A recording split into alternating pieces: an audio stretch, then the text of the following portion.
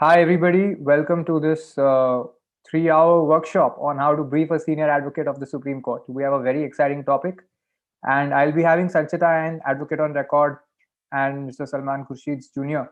She'll be joining us very shortly. Until then, I'm interacting with all of you. And I'd really like you to share what your background is. Are you studying? Are you practicing? Are you in a firm? Is there any in house counsel here? Okay. Uh, Yeah, and keep writing to me on chat. I'm looking at chat here. So tell me what gets you interested in Supreme Court litigation. A lot of you are law students. So I'm really curious to know what gets you interested about Supreme Court litigation. Okay, then there are some practitioners, I think, some young practitioners. So anyone, okay, some people interning under senior lawyers. Very good. Okay, so quick round of questions. What gets you excited about Supreme Court practice? Hi. Because you're in like first, second, third year of law school, and it's great to be interested from such an early stage, right? So share with me, being able to express yourself. Okay. Okay, so you think that brief, if you can brief a senior advocate effectively, then you can express yourself. Great. Okay, keep sharing. Okay, very few people are sharing. What gets you excited about learning how to brief a Supreme Court senior advocate? Okay, so mostly second and third year law students. Any practitioners here? Anyone practicing currently in trial courts or high court? Anyone practicing in the Supreme Court?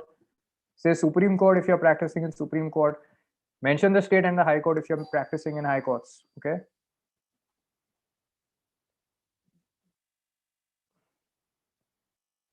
Okay, look in the practicing at Delhi High Court. How long have you been practicing for?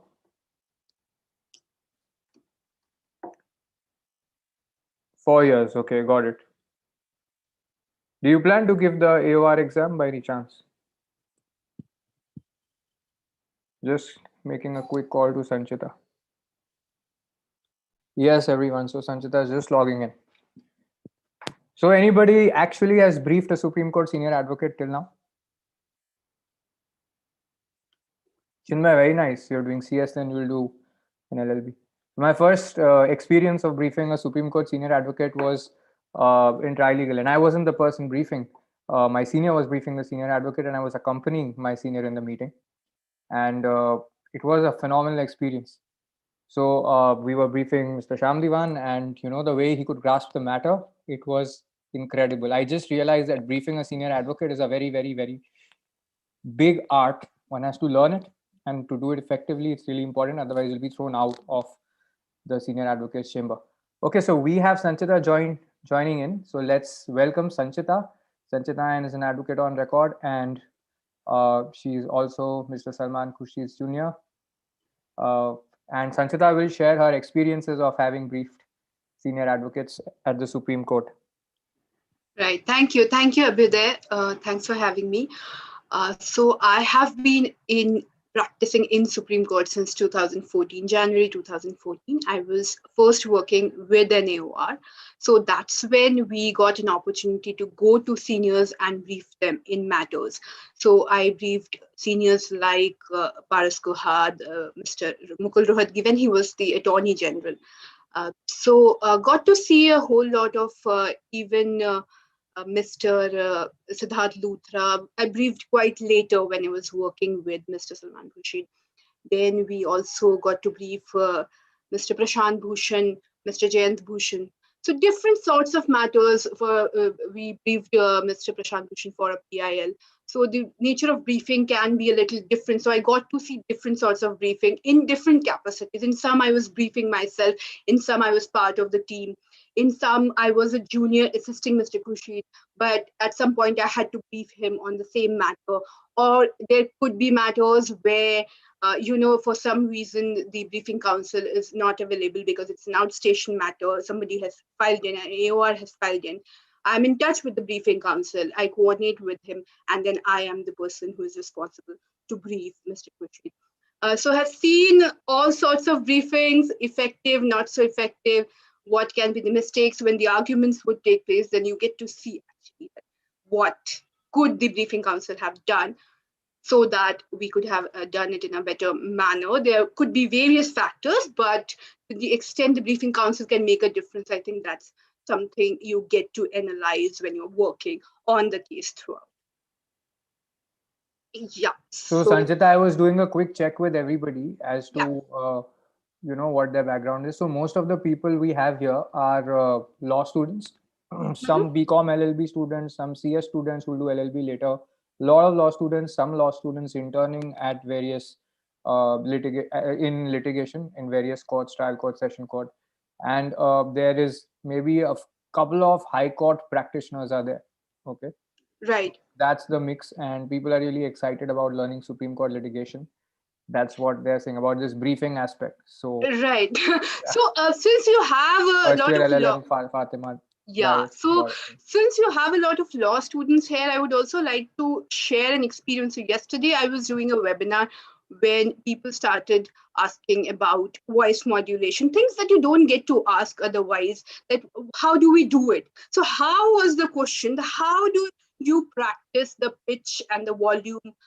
Some people really have a higher pitch. What do you do? So in that webinar, I could not really explain all this because you would require separate sessions. So if any of you have an issue with, say, you want to develop your analytical skills further, we can do a webinar on that as well. So please do share those comments in the comment box. Separately, you can share it with us so that we get to know and we can really address it. Because see, I realized yesterday somebody said, oh, you are teaching us like a mother helps with baby steps. So I realized that I have at some point relearned how to write again. So at some point I couldn't write a single letter and I had to learn again, how do people hold it? How do people, so each thing I've broken and done it again. So even with the memory aspect, there was a time I couldn't recall if I have had a meal or not. So from there to coming to study law, etc. So I think I can help people who have been facing difficulty with comprehending, because briefing requires a lot of skills. So to be able to do it effectively, if you need to break it, I can right now only tell you all that you need to do. And if you think you need to further develop a certain skill, you can please write to us. That'll be great. Yeah, we can start with this. Yeah, Sanchita, you can share your presentation if you want me to. I will run it. You need to allow me. I'm so sorry. Yeah, I will do that. That's all right. Vikram, can you put questions on on the Q&A box, because we'll keep interacting with you. So your questions might just get missed otherwise. Okay, and we'll try to stick to this first, the topic of briefing Supreme Court advocates, because otherwise we'll go all over the place, right? And then we will address the other questions as well. So I'm making you a co-host, Sanchita. Yeah. Okay.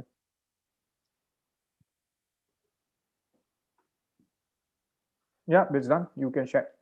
Yeah. So are you all excited? Sanchita is going to share some exciting stories about herself. Say yes if you're excited.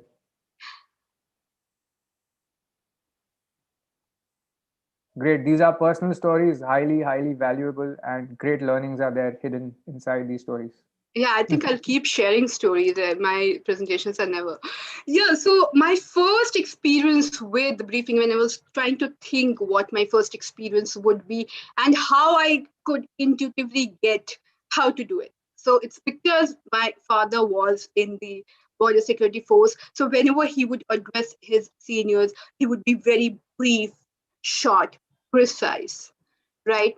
So those were the three things I really got. Like he didn't have to tell me that this is how it's done, etc.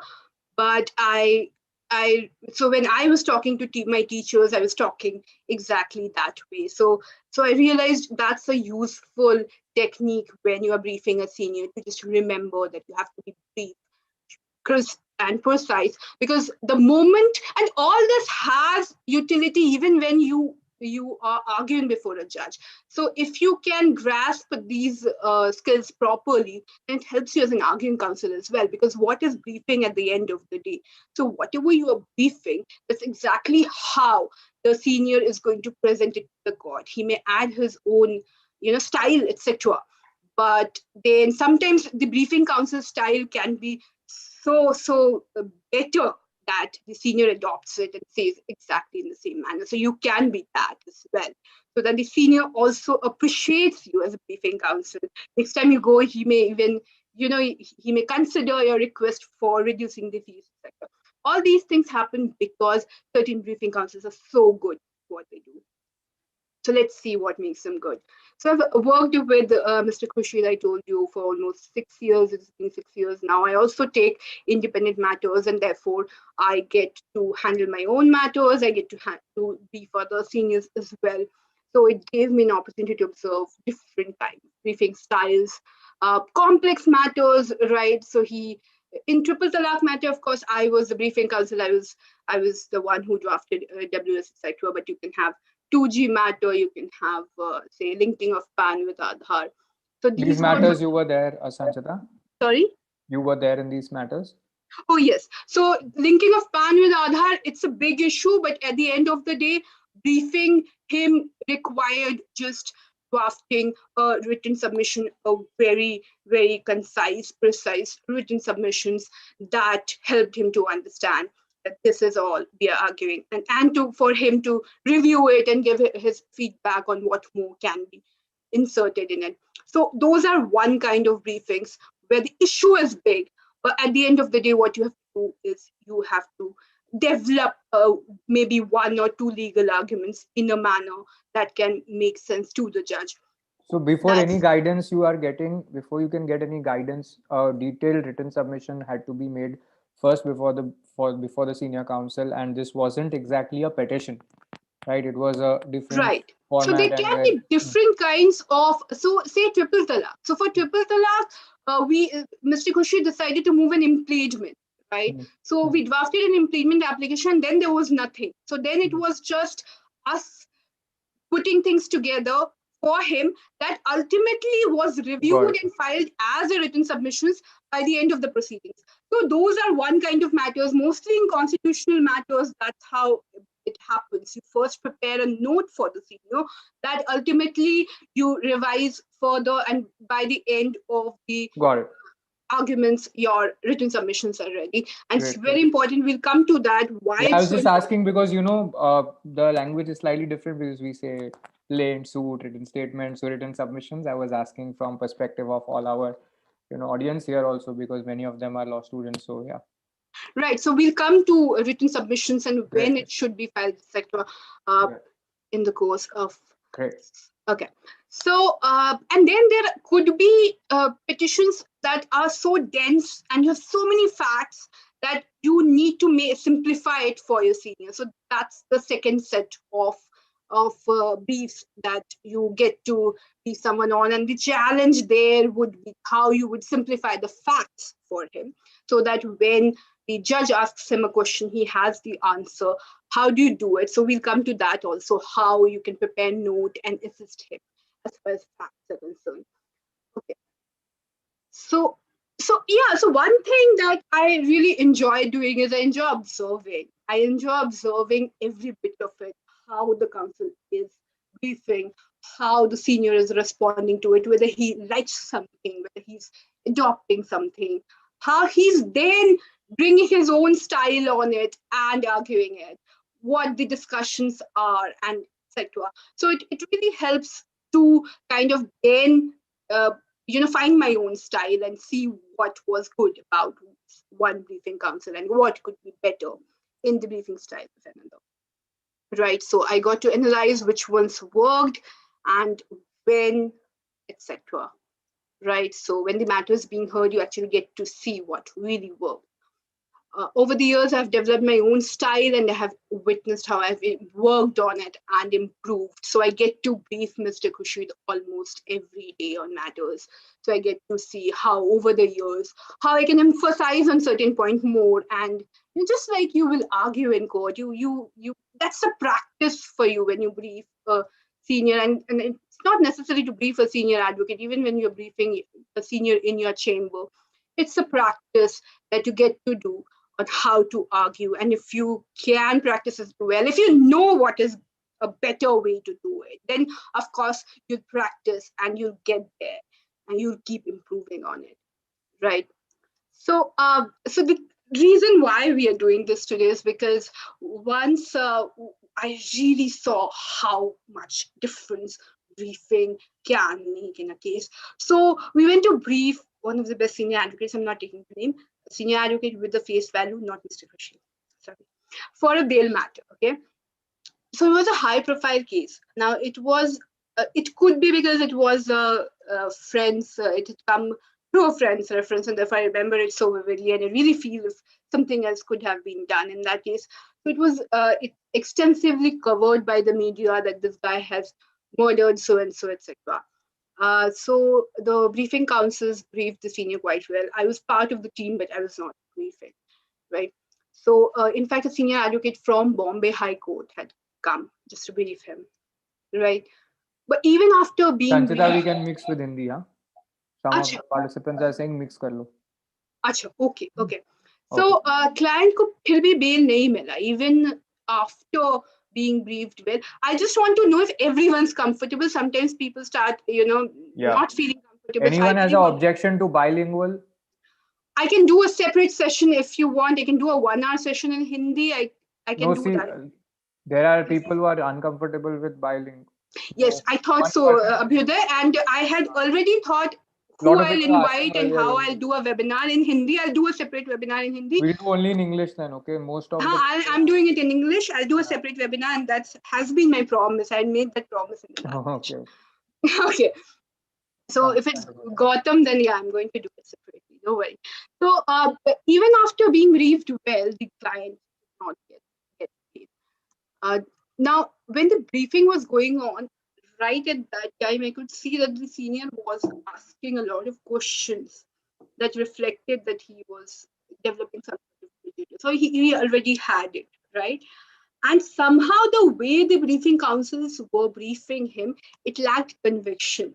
So I tell Abhyuday, I've told him in the past, and I was telling this even yesterday during the webinar, that you need to have conviction in your eyes. You need to have conviction in your body language. Even when you are arguing, even when you are briefing, it's as important.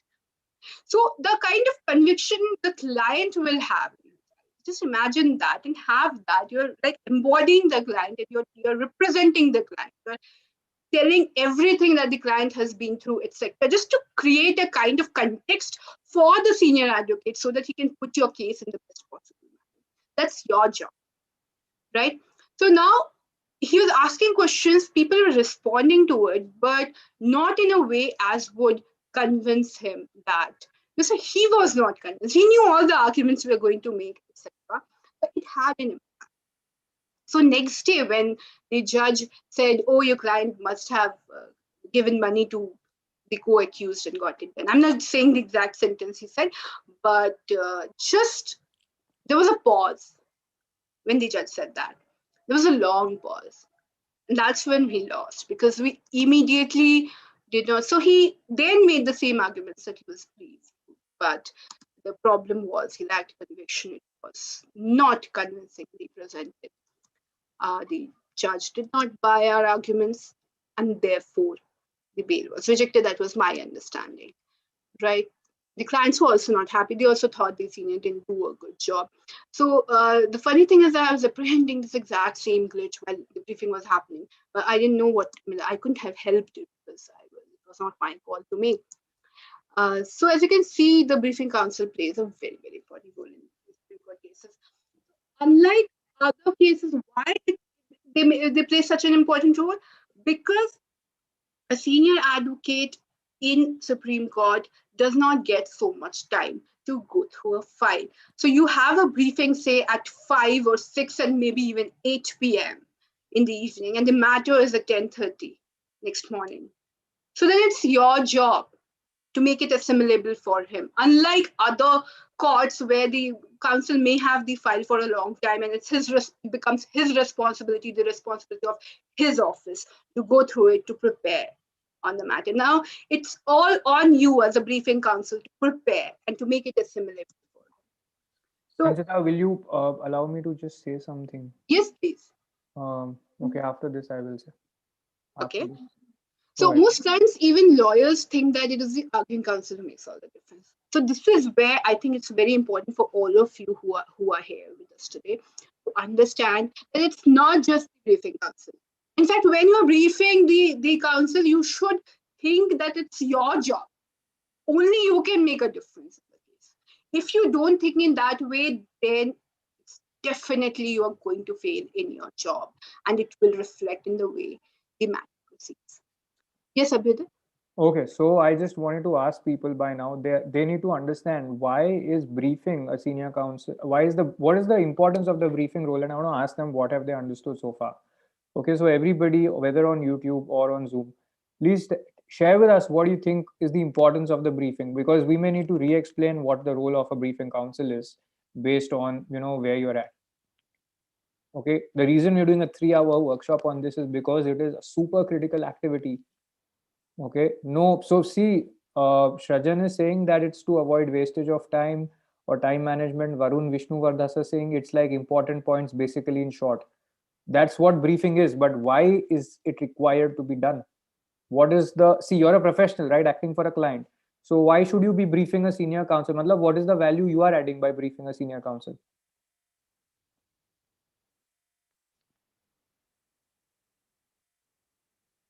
What is the value being added? No, not streamlining, not understanding the case better. Okay, so I'm going to explain very simply. If you're a lawyer doing, let's say, if you're working in the trial courts, what's going to happen? Your work is going to be client meetings, sharing client meetings, client calls, emailing the client. Actual work is going to be drafting the petition, filing it, and going in the hearings. Agreed till here? Agreed till here? Say yes if agreed. Okay. Now the way it works with a senior counsel is that you have to, if a matter is going to the Supreme Court, it has gone from a lower court, right? It would have gone from a tribunal, usually one of these appellate tribunals like NCLAT, or from the High Court. Okay. It could have gone on an appeal, it could have gone on a SLP, or there could have been a writ. Okay, so there is one lawyer who has been managing the client, working with the client at the lower level, at the lower courts or at the appellate court or at the high court. Okay, that lawyer is taking this matter to the Supreme Court, and in the Supreme Court the senior counsel will be arguing. The senior counsel is going to be super busy for like an hour of briefing. The rates are going to be very, very high, and what the client would need, okay, the best way of adding value, this may or may not happen in real cases, the client needs integrated hand holding from trial level to appellate and Supreme Court level. Okay, so if something happened at High Court, now you want to go to the Supreme Court, you're the person for the client who's going to go to the senior counsel, say, sir, ma'am, this is what the matter is, this is how it's going to work, this is what we want to argue, this is the draft, these are our precedents. It's not that you will show the senior counsel the order and say, sir, ma'am, abhi we have to file SLP, you tell us what to do. Okay, and you don't dump it on them. Okay, the way this briefing system works is very different. Basically, you are doing the full work on law, you're doing the full work on drafting also. Okay, if you don't do it, then you will have to engage a separate advocate on record who will do it. Their grip on the facts may not be as good. Okay, I'll explain what an advocate on record is later, but basically it's a lawyer who can file the petition at the Supreme Court. Okay, Sanchita Ain is an advocate on record. She can file a petition at the Supreme Court. But if you've got a client at the High Court or at the trial court level, you will want to assist the client with the full strategy, drafting everything till the senior counsel, where the senior counsel only thing they have to do is argue in the matter at the time of the hearing. Okay, so they have to get the whole case ready, 99% or 99.99% or 100% ready. Their junior should not be able to do better research than you. They should not be able to add new arguments. Okay, your preparation should be thorough, and you have barely any time to brief. Like if you go to the senior, if you got a order today, you can brief a senior counsel after court after 4 p.m, and tomorrow there would be a hearing. Okay, so they don't have time to prepare and all of that in that much detail to do primary research that you will have to do. Okay, are you all following now? What's the difference? The briefing counsel's role is critical. This is a key part of Supreme Court work. This is not being a postman, I swear. Okay, you're not being a postman when you're briefing a senior counsel. You're being like one of the smartest people in the room. And if you, and senior counsels are some of the smartest lawyers in the country. If you goof up, they'll say get lost.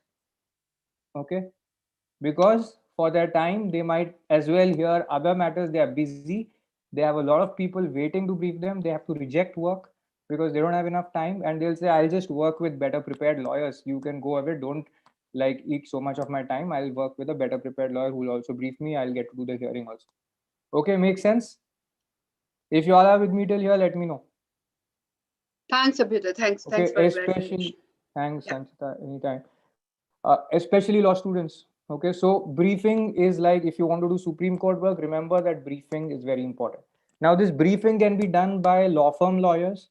Like when I was working in a law firm, our senior associate was doing the briefing. Okay, uh, this briefing can be done by in-house counsels. In-house counsels need to learn this art very, very well, because in-house counsels are driving the strategy for a company from the lowest levels, including arbitration or civil court level or criminal court level, till the SLP stage. And by the way, Supreme Court doesn't come if you're at the end of the life cycle of a case. Many people think this ki Supreme Court will come after 20 years because trial is there, appeal is there, all of that. But you must understand that before the case is even gone to trial, there are various interim orders which keep coming, and against each of those orders, you can go to the High Court and the Supreme Court. That is how Arnab Goswami got bail, right? At the Supreme Court level. From the Bombay High Court, it went to the Supreme Court. So these are the interim things that keep happening in the middle of the matter. Okay. Three quick things that are important in briefing, Binoy, that Sanchita will share in a bit. Okay. Yeah. Okay. One thing that Abhyuday reminded me to talk about is there's a difference between settling the brief. So there is a stage where you can go to a senior advocate with a petition, or sometimes people even come before filing a petition. They have some rough draft ready. They come and show it to the senior, and they get it vetted or settled by the senior. They write at the end, settled by so and so. The senior goes through the draft, makes his own changes, and then you file it. The senior charges for settling it. So that's one part, that's not briefing. Once the petition is filed, you get a date that on so and so date the matter is coming up. It's a fresh matter, it's coming up for notice. So once you get the date, but you have to be prepared way before you know the matter has been filed. So you're prepared right then. You know that the date may come after 2 days, 3 days. Then you take an appointment. You are always given an appointment just the previous evening to brief him just the previous evening, so that it's fresh in his mind. So remember, you may have only say 2 matters in a week, 3 matters in a week at the most, but he has 4, 5 matters in one day. So that's the reason why you are the one who's supposed to be more prepared than he is, because he does not even know the matter. And if you do not brief him, sometimes people have this question, sometimes people are unhappy, sometimes clients are unhappy, and you need to explain it to them. Why the previous evening? Why don't you brief beforehand? And he'll have more time. He won't have more time because he has so many matters every day. So that's why they have come up with a system where you brief him the day before so that he remembers everything. It's fresh in his mind, and he can argue it properly. So then the summary is that it's the briefing counsel's job to prepare properly, because the petition has been drafted, petition has been filed. Now it all depends on how it's argued.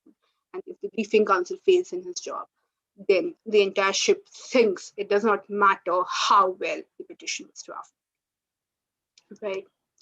So yeah, the briefing counsel can make one mistake and sink the entire case. So you may not have pointed out some important point. The senior, as I told you, you just cannot assume that the senior is going to read the file. You can't leave it on his junior or the senior. You have to be very thorough with the matter. Right? Do not make the common mistake of underestimating, overestimating. I think both are a problem. You cannot underestimate his knowledge. You cannot overestimate his intelligence. That's what you always say, even with the judge.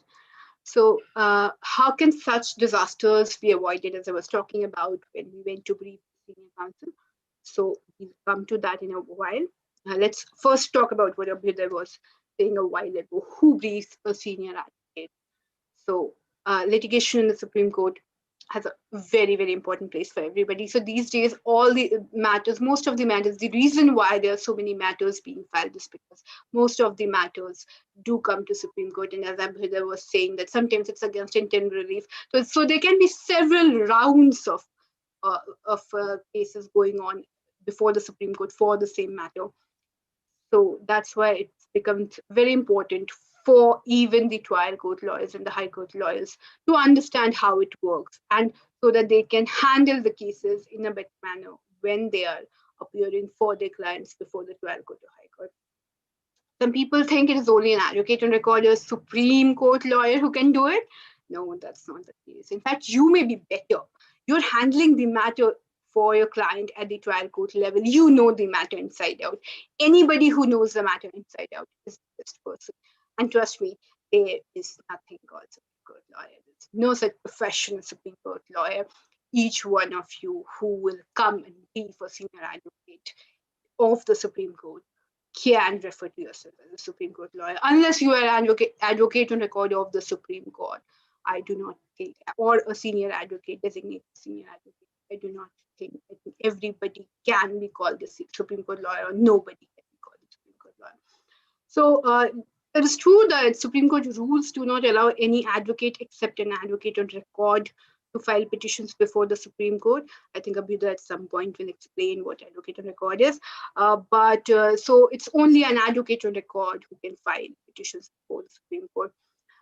No advocate can argue before the Supreme Court unless he's instructed by an advocate on record.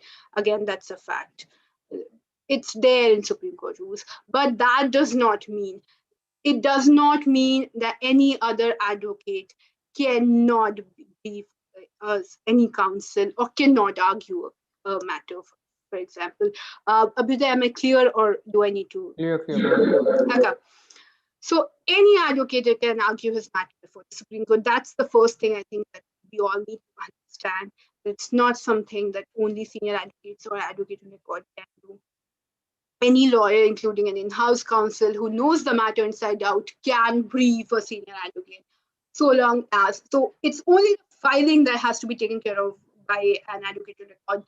Rest of the things you can do, you can draft, you can brief, you can even argue, right? It can be a matter before a tribunal or any high court or a district court, which has now reached the Supreme Court. You may be a better person to brief. So sometimes the blunder people make is they think somebody else can do it in a better manner. They hand it over to that person, and that person is not equipped enough. Nobody can be as equipped enough as somebody who's worked, who has researched on the matter. So I think it's very, very important that the person who has handled the matter gets to brief the senior counsel, or somebody who has worked on the matter, has tried to prepare the matter in a manner that it can be briefed, should be briefing a senior counsel. It should not be left on any other advocate. You can brief an advocate on record to do the filing. So now, as a briefing counsel, what your job may not be restricted only to briefing. So there's nothing called a briefing counsel as such. What happens? What happens is you may be handling somebody's matter in the High Court. Now he wants to file a petition before the Supreme Court. What will he do? He'll first ask you, do you know somebody? You'll say, yeah, I know somebody, I can get it done. I can get the matter argued by a senior advocate as well, because your matter will require senior XYZ reasons, etc. So we can get all of this done. So I'll tell you what the expenses will be. Then you check with an advocate on record whether he's willing to file. They have standard rates of just filing. Say these days it's 15,000 just for filing the petition. So you may draft it yourself. You may also then delegate the job of drafting to an advocate on record, to any other advocate you know. Maybe he's going to do it for a lesser amount. If you know what the petition should have, then when you look at it, you'll know if it has been properly drafted, because at the end, the client has entrusted you with it. You are going to charge the client. So therefore, you go through it. You see it's fine. It can be filed. all these all this work that Sanjita, you need to mute me on speaker, okay, or you plug in earphones. My voice is echoing back from your phone, from your computer. Sorry. Okay, anyway, it's fine now. So everybody, this work that Sanjita is talking about, this is connected to you. It is about the work that you will do as a fresh graduate, or even as an intern if you're working with a senior who goes to brief a senior counsel.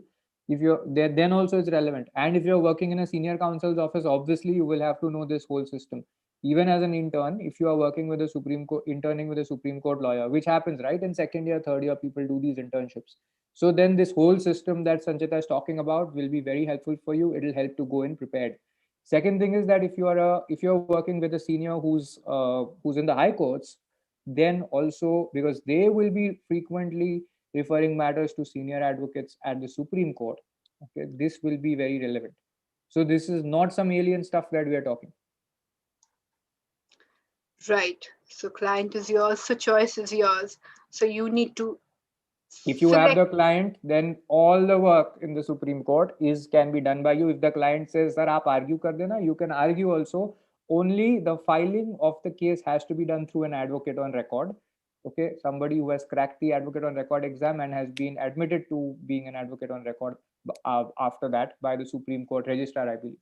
Chambers, judge, Chamber chambers, by the Supreme Court. judge in chambers. Yeah. Yeah. So then that's the only place where you need the advocate on record for. And the reason a senior counsel is involved is a lot of times matters are high stakes and clients insist that we need a senior counsel here.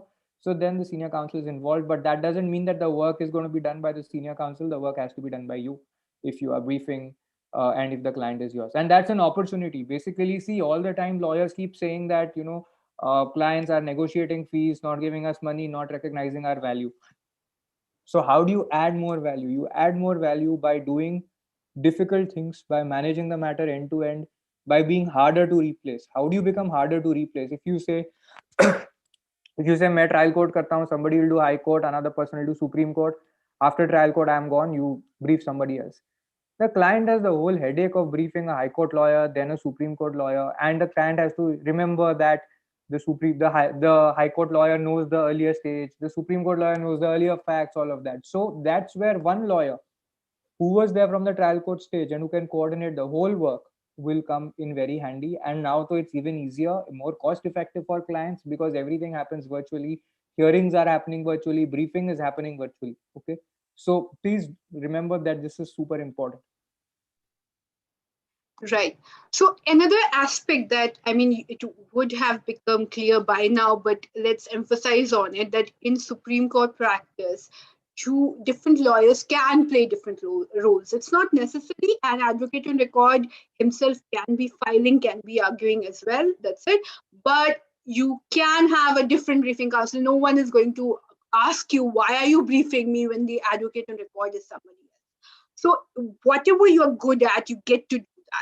So let's see if the advantage of it is that you can charge well just for the part that you're good at, right?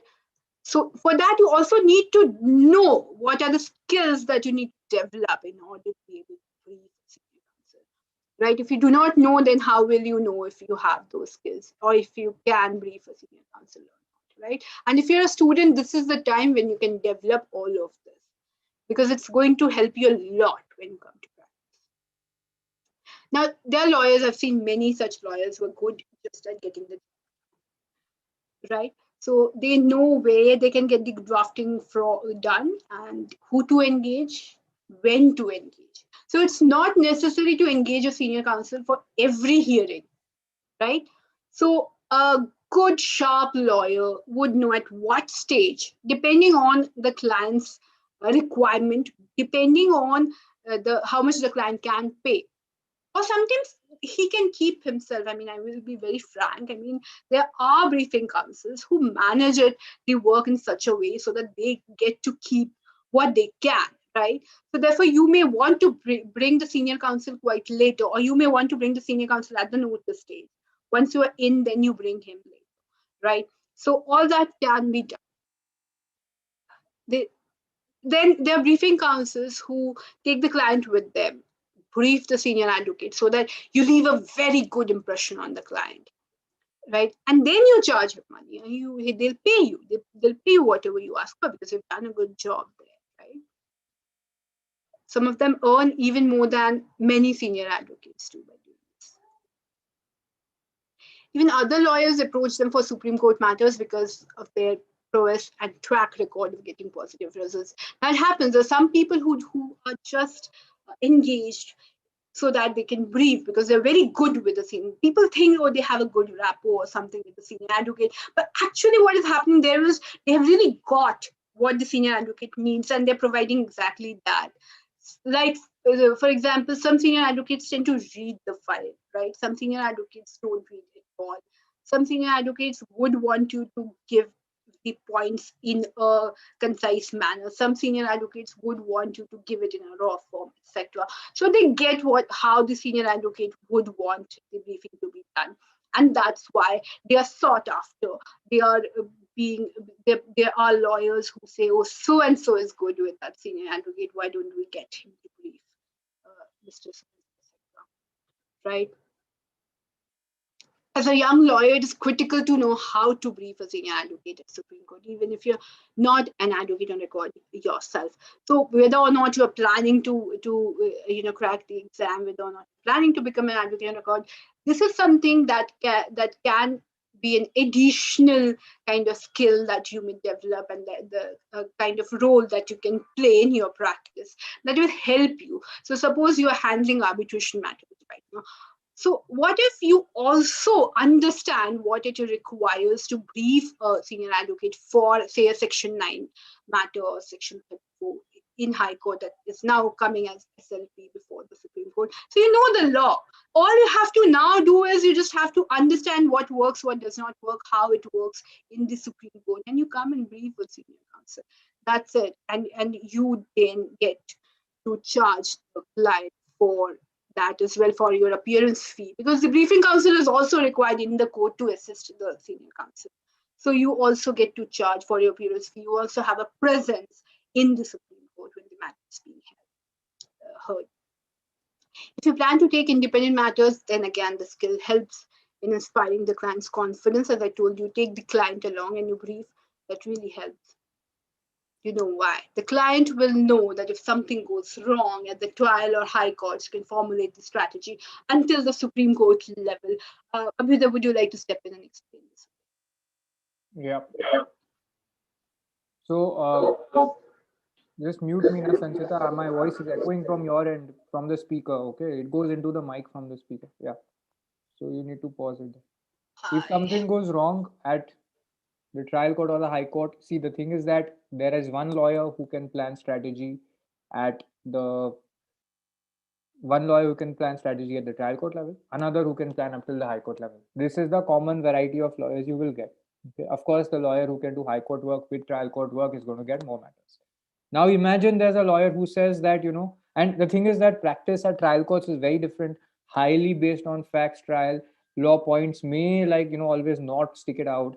High court level, Supreme Court level, there's a very, very strict look at the law. Okay, and it gets more and more focused. So the thing is that imagine a lawyer who can handle a client's case from the trial level till the Supreme Court level, even with matters like bail and all. You get a wrong order, you get an adverse order, not a wrong order, you get an adverse order at the trial level and you want to go all the way up to the Supreme Court. See, the more you fight or the more levels you're going to go to fight, the more your chances increase. But what do you need for that? For that, to provide that to the client, you need more competence. Okay, so now you tell me, if a lawyer is willing to handle up till the Supreme Court for the client, whom will the client prefer? And which lawyer will give you a more sound strategy? So on chat, tell me, is it three lawyers are there? One lawyer who can do trial and sessions court work. Sessions court meaning trial also, and first appeal from magistrates court. Second lawyer who can do trial and high court work. Third lawyer who can do trial, high court, Supreme Court. Which lawyer will get the most amount of work? Which lawyer will have the best kind of strategy? Third lawyer, right? So now that's the whole point. And what I'm saying is that in today's category of today, the commercial litigation, arbitration, tax litigation, name any kind of litigation, it is always important to be ready to go right up till the Supreme Court level. But for that, you need to know how to do that work, right? And that is where this context of knowledge and briefing the senior advocate comes in. Okay, so we're going to go back to the presentation that Sanchita is sharing. Sanchita, unmute yourself, please. Yeah. Yeah. So even when you're handling the client's matter at the trial court stage, you can tell him if you know how it will work at the Supreme Court level, you can advise him accordingly that this is not just what the law says, but this is what is going to happen if it goes to Supreme Court. For example, framing of charge stage. You know what will stand and what will not stand when it goes to the Supreme Court. So that understanding helps because it helps you in the trial as well, right? So just not knowing the legal position, but actually knowing how it works helps. You have a competitive advantage when you are briefing. Uh, you have understanding of how it works at the Supreme Court level. You have a competitive Yeah. advantage with respect to other lawyers who may only perform trial court in first appeal, as Abhyuday was just now explaining. Abhyuday has already explained this part that it can reach your matter can reach Supreme Court at a preliminary stage, as he gave the example Before of. trial only, it will go to appeal to Supreme Court. Yes, There it will could be be. appeal, revision, SLP against that, and it will reach Supreme Court before trial has begun at the trial level. Are you all These days, clear even about this? anticipatory bails get challenged and re-challenged, Yeah. etc. It reaches Supreme Court. So at every stage, it reaches Supreme Court. Either your party will do it, your client will do it, or the other side, the state will do it. So Yeah. everything gets challenged. So this is like after filing the suit or after initiation of criminal proceedings before the actual trial starts, which starts at the time of framing the charge or where the taking of evidence, all of that begins, where the judge frames the issues in a civil case. Before that, okay, this is happening. You reach the Supreme Court before that. Imagine that, okay. Why I got so descriptive about trial is because our LLB syllabus, it's hard to imagine, case file kiya to trial is similar, right? If you have filed the case, that's the trial. No, that's not the trial. Trial will begin after the pleadings are complete. Trial will begin after all your filings are done, and then it will start. So that's what I'm saying. Right. Jayashri, how can this happen? Okay. How? Now, what do you mean by how can this happen? So So there are these petitions days, people file and interim reliefs they ask for. Just one sec, Sanchita. And yeah, okay, and somebody asks for bail, somebody asks for temporary injunction. So there are appeals, revisions, and SLPs against those. Okay. So you can just remember appeal, revision, SLP, ARS. Okay. You use ARS and you will get to Supreme Court before trial has begun. These are parallel proceedings. Okay. Clear for everybody, or everybody, especially law students, say yes if you followed this. And the question is that only, guess how, right? That's what happened in Arnab Goswami's case. Check if the trial began. Okay. He got bail at the Supreme Court before the trial began because the bail proceedings were in parallel. Okay. see, Abhyuday, the moment FIR is lodged these days, we ask the client to move for quashing. Quashing is dismissed, we go to the Supreme Court against it. So Yeah. that's where it starts, and then anticipatory bail, then bail, interim bail, all of that, Yeah. right? Yeah. Right. So let's come. So this Yeah. was the other route. This was not the ARS route. This was quashing SLP. So 482 at the High Court straight away for quashing of FIR and then SLP, right? Yes. Yes. Yeah. So this is QS. Okay. Just remember this. Okay. Yeah. So as I think Abhyuday have already covered this part, Yeah.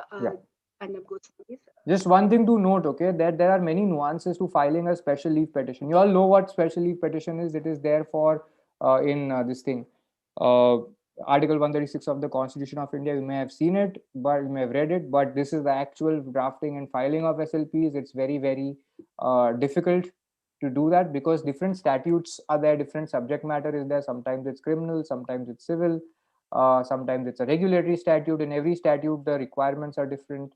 Okay, so those things are very important to be careful about. And then there are nuances like question of law, substantial question of law. These are written actually in the Constitution that on these grounds, or in the Parent Act, that on these grounds an appeal or an SLP is maintainable. So that's the SLP, part where we can Abhyuday, I'm so sorry to interrupt. SLP is a discretionary power, and therefore it becomes all the more. Therefore, there's so many yeah. nuances involved in it because you really do not know to what extent the judge will exercise discretion, etc. So, in order to know that, you need to understand Supreme Court practice. I think that's core of Supreme Court practice is to get an SLP moving. Yeah. Okay. So an SLP in civil or criminal matters will be very different. Even in civil matters, from case to case, issue to issue, it will be different.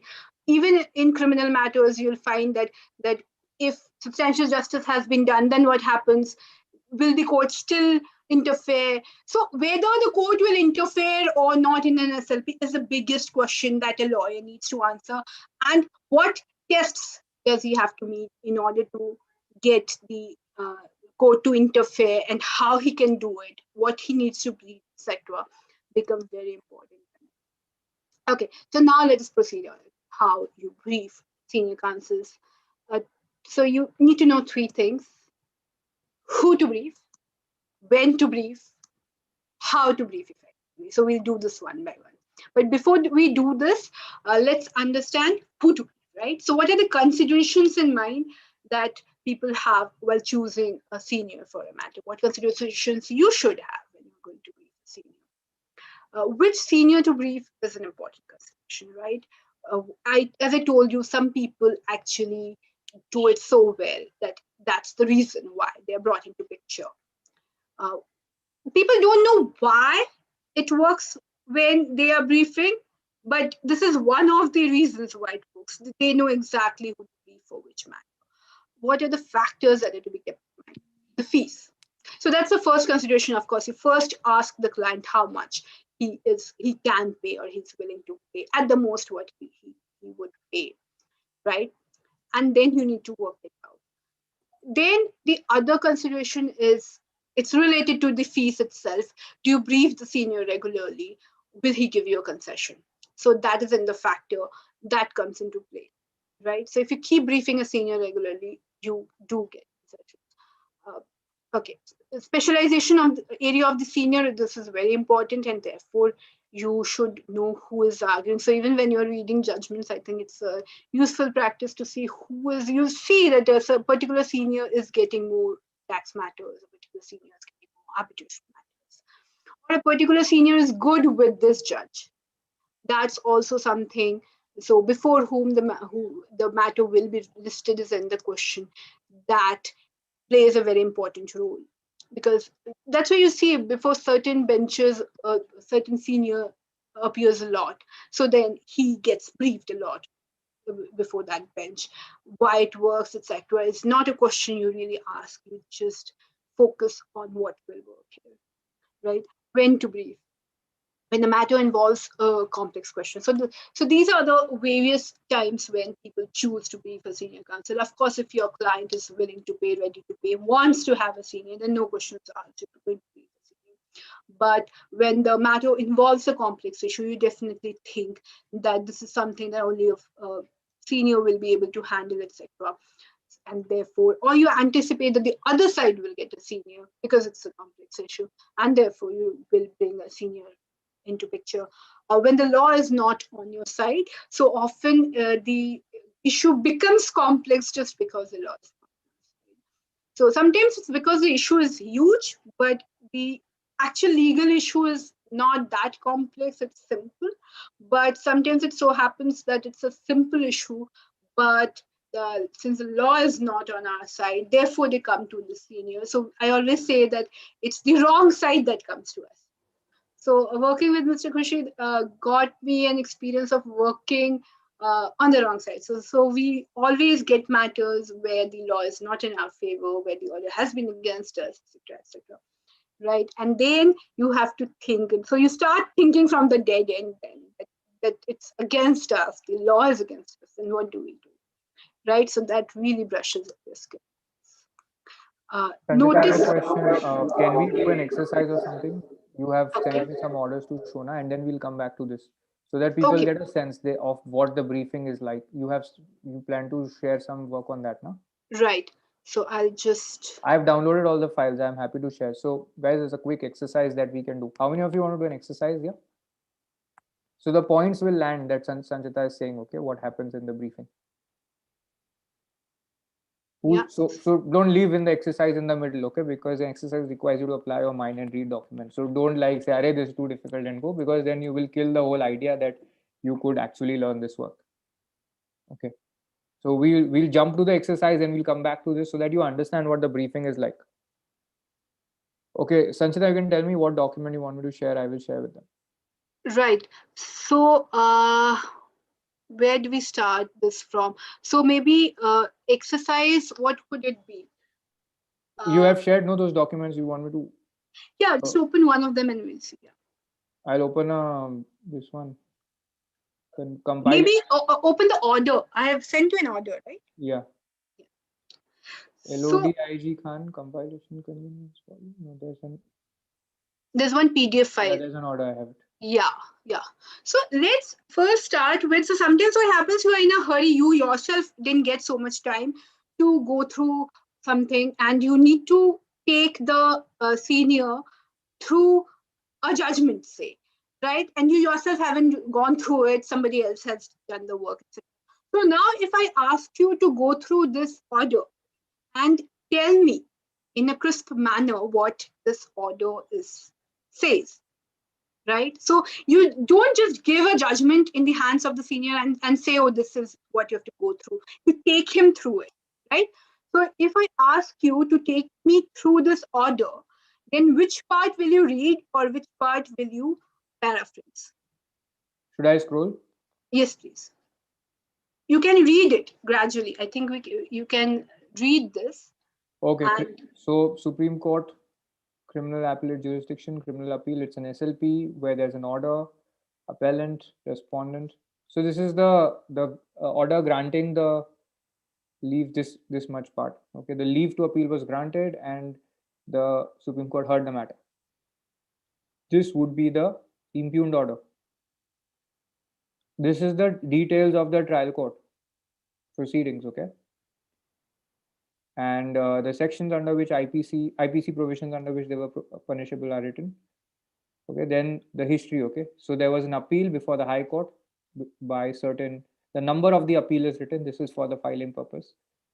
Okay, now this is the finding. There was a juvenile, one person was a juvenile and was given some benefit under the law.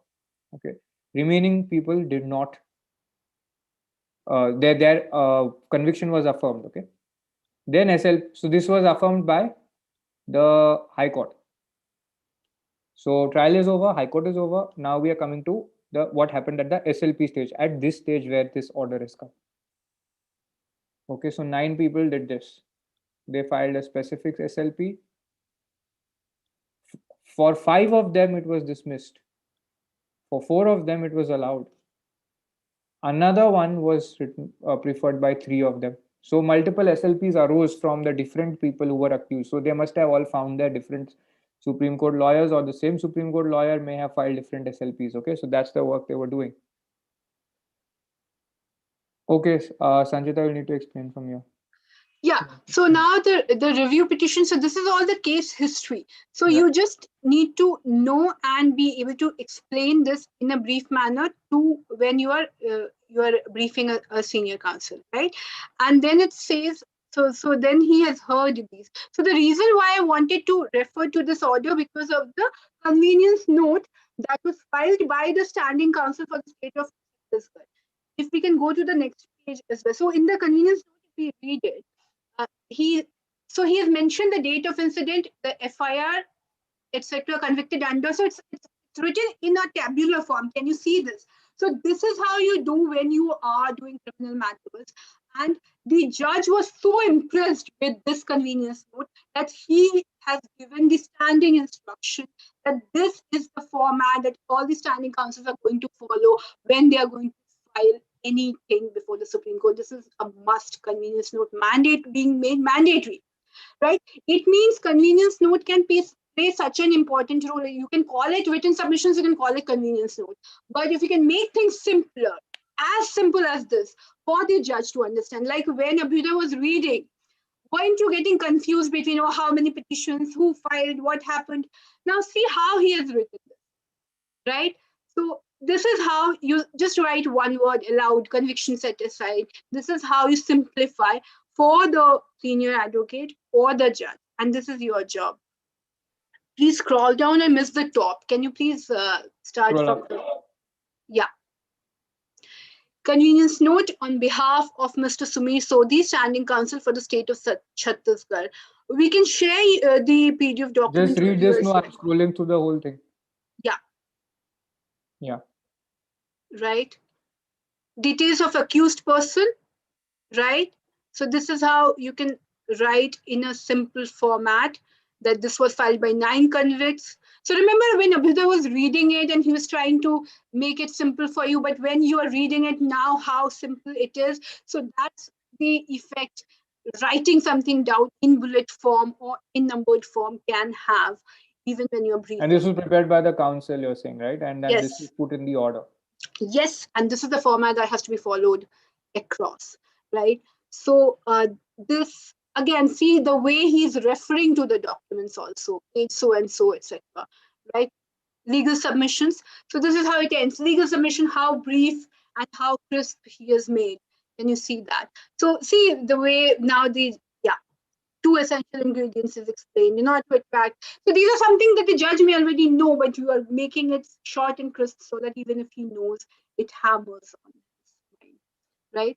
So now they are saying at the end that this is the standard form. In the end, we must observe that the presentation made by Mr. Sumi Sodhi in the note extracted above is an illustration how a case can be presented on behalf of the state.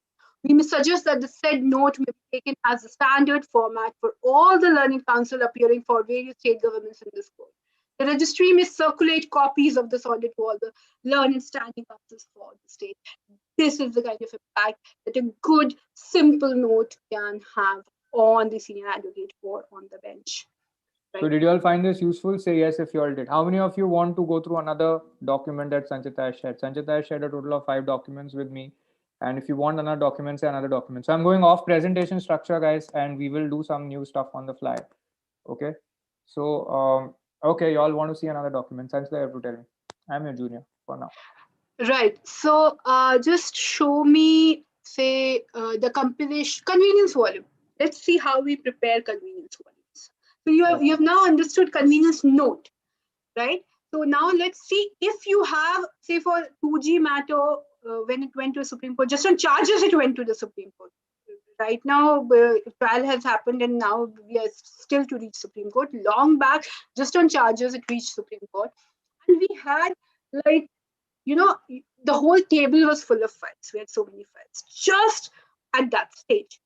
So at that time, preparing convenience volume, so I'm not sharing the exact convenience volume index with you, but I'm sharing a sample index so that you understand in those stages, how do you prepare a convenience volume? And this can be filed. So it's not necessarily just for the briefing, but you can also file it along with your petition. So when the petition is running into pages and you have to refer to, say, volume 8, volume 6, volume 4. So how do you do it? Because the registry requires you to file all the documents in a chronological form. And you have filed it in a chronological form. This will be Like, filed with the registry at the time you file the petition. not necessarily, you can file this later on. In fact, it's filed, it's given, handed over to the judge right there when you are arguing the matter. It can be given across the board. So, Okay, so you can give it across the court, moot court style. yeah.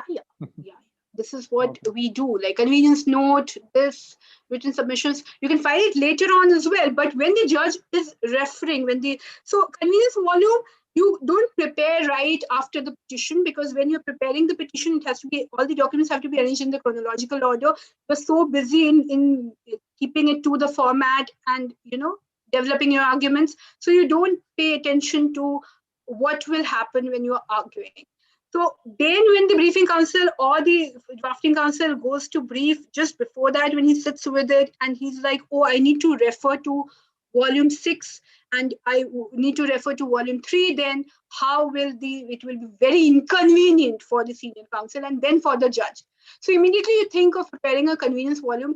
It's very simple. You just get those pages photocopied that you'll be referring to, the documents that you'll be referring to, put them in the order you want, right? So it may not be chronological. When you file a petition, it has to be in a chronological order, right? P1, if it's 1992, P2 has to be 1993, like that, right? But when you are preparing a convenience volume, it can be in the order you want it to be referred, and that's why, for the convenience of the senior counsel, for the convenience of the court, you can prepare it before the briefing, so that if the senior counsel has a copy, he can mark it, and the same copy is then given to the judge. He can refer to the page numbers during arguments. So this is the format that we generally follow. We write the particulars of the document, right? So suppose impugned order, you write the page number in the convenience volume, start from 1. Then you mention the page number in the paper book, right? So suppose you are referring to a document that's in volume 6. So then you mention page number 226, volume 6 in the fourth column, right? So that's how convenience volume is prepared. Any questions so far? This paper book is separate? So paper book is a petition. So the petition that you file is referred to as a paper book. So if it's SLP, you refer to as petition paper. You refer to it as petition paper book. If it's appeal paper book, it's appeal paper book. So whatever you have filed at the inception, whatever is part of the pleadings, is your paper book, right? Among there is no discrimination. People get awards for things they do. They get recognition for good work that they do in the company, in the country.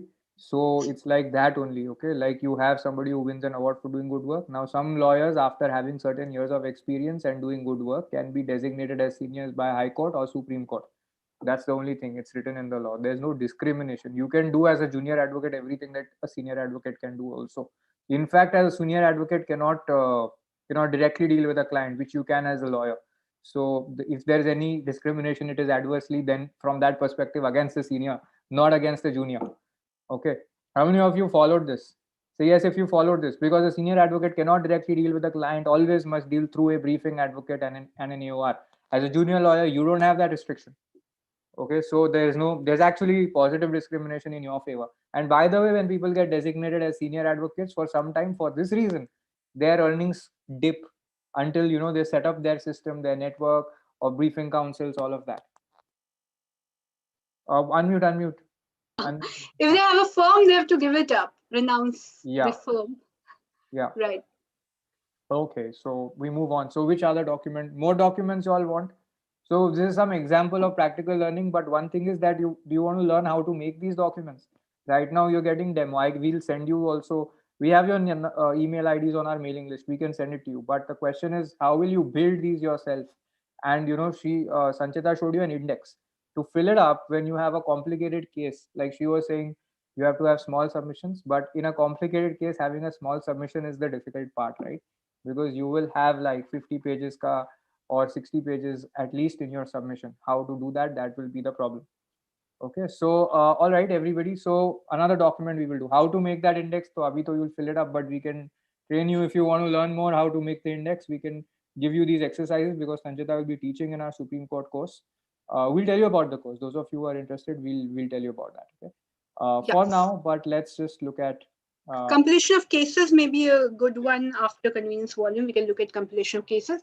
So when you practice in Supreme Court, you have to refer a lot more to authorities than in any other courts, right? One workshop won't teach you this, how to prepare this, guys. See, she's going to train you for 6 months. So if we hold a 3-hour workshop, we'll not be able to teach you this. We won't do justice to the topic. Okay, and we've gone, like, there are so many stories of Ramanuj visiting senior advocates, inviting them to teach. Senior lawyers are very respected in the fraternity, and they are like, this is the problem with you guys, you're trying to do this too fast. It's not possible to do so fast. We are already doing it as fast as possible. We have broken through a lot of barriers, but there is no instant quick fix. Okay, keep 3 hours may you will learn how to do everything. Okay, in one index you can make in 3 hours. Then you'll tell me, okay, give us a workshop for how to draft the SLP. So Sanchita will say, no, okay, then you study formally, then take up a course, right? So that is how it works. Okay. Yeah, because we're going to do all of these exercises in the course. It's part of the course. Yeah. So I'm sharing some documents anyway, so that you get a sense of the things. Okay. Now, which one you want to? Should I show Sanchita? Compilation of cases would be good, because we have seen convenience note, we have seen convenience volume. Compilation of cases now in Supreme Court, you are referring to a lot of cases. Why? Because primarily you are focusing on questions of law. So in order to address questions of law, you are making the legal position clear. You are using cases in your favor wherever you can. Because even if you're raising a question of fact or a mixed question, it still has the basis is legal, right? So you really need to focus on basing your case on some case law, on some position of law. So when you're doing that, you end up having a lot of cases, right? So then at some point you may have to prepare. So this is a compilation of judgments that I had prepared when we were doing AMU minority rights case, right? So this is a index page. We can go to the next page, right? So yeah, so this you see in the first page I've prepared. This is all index, right? So you can, I think you can keep going down. These I are want to full show. cases, or this is excerpts of the These relevant are parts full of. cases that we filed so that the judges have them together in one volume, that these are the cases we are So relying it on. ran So they into were, 900 pages, just the case compilation. yes. So we took a printout from SCC and we prepared, we got its spiral binding done, and we filed it, right? So Okay. And this is, okay, so the this is relevant part. issue-wise index that I do, and this is my like, Innovation. nobody else does it. So just if you can. So one of the things that I had learned at Mr. Parag Tripathi's chamber when I was doing an internship was the way they used to write the name of the case. So what they would do when they would prepare a note for him was, in bracket, they would write the name of the judges, and they would underline the judge who has written the judgment. So that just looking at the name of the case, the senior would know how many judges decided it. Was it a division bench? Was it a constitution bench, etc. Right? And if there's a dissenting judgment, if there's a concurrent judgment, it's easier to know because we've underlined it. Why direct web copies of SC not allowed for judgment? It's for your own benefit, because you may just give a list of the cases to the judge. You never know whether he went through it. You never know whether that what happened to that list. No, but So web it's, copies, so people have filed. Now, people have, for virtual hearings, people have filed digital paper book. So this 1,000-page paper book can be filed online. yeah, of course. But if you give the judge the work, when I'm speaking about the case, then he will download it and see it. Then you'll come back saying that why so many cases in India are pending. That's why Yeah, the law. sometimes the judge will be like, oh, TMFI, yeah, I know, TMFI. But when he has that bundle and it's all marked there, you have tabs there, you have made it so easy for him that you're referring to the para number, you're referring to the page number, right? So he'll then open and This is read a it. list of cases with the whole set of the excerpts from those. This is the full judgment. This is Full judgment, all, so that the judge does not have to go from one place to another, right? Full this is judgment. issue based, full Yeah. judgment for that, and then the relevant paras mark. Okay, Right. So this is another thing I do. I write the name of the issue. So I also prepare a issue-wise index, and I write what issue it is on, so that if the judge needs to refer, and he would know that these cases relate to this issue, and therefore he needs to cover it when he's writing the judgment. So this is to help him when he's sitting and writing the judgment. So it's not just when you're arguing. He needs to refer it even when he's writing a judgment. If you don't give this, and he misses a certain case that you had relied upon, you file the review. It happened with us. It was a tax matter, and the judge retired by the time he passed the judgment on the last day. It was dismissed. We couldn't believe, because when the judge was hearing the matter, he really got it. We were using so many cases, we handed it to him, right? We had referred to so many cases, and none of them were referred to when the judgment came. We filed a review, the judge had already retired. So we had to deal with all this. And therefore, I say it's very important to file these documents, even if it's after the arguments, but we need to file them. So what should we look at next? One more document, guys. Right. So did you download the LOD also? Yeah. Yeah. So let's look at LOD. So as I was telling you at the inception, there can be different kinds of matters. So when it's constitutional matter, then you focus on the legal argument, you develop it. And even if you're preparing a kind of written submissions, that suffices for briefing. But this was a case where there were too many facts, and I had to make the facts simpler for the senior counsel. So this is how I tried to do it. So this is way before this convenience note came into picture, right? So I had tried to. This is the briefing document that you made for the senior counsel? Yes, yes. Okay. So this could even be used and filed, but we prepared a separate. By the way, they'll not go line by line through this. You have to use this to explain to them in the briefing, huh, guys? And then you can obviously give it to them and they may go through it, but it's not Yeah, like. so what happens now, suddenly the judge asks you, even this document, you don't take them through everything. You just point out, oh, on this happened, and they mark only that much. But you give Scroll him on that. screen. It's there. Sorry? Screen is visible to everybody, right? Pavni, if you are not able to see it, just scroll on your Zoom window. LOD IG Khan document is there. IG Khan case is there in the header. Gauri, Right. yes, this much and more paperwork is required in Supreme Court. All courts, yes, there is a lot of paperwork in all the courts.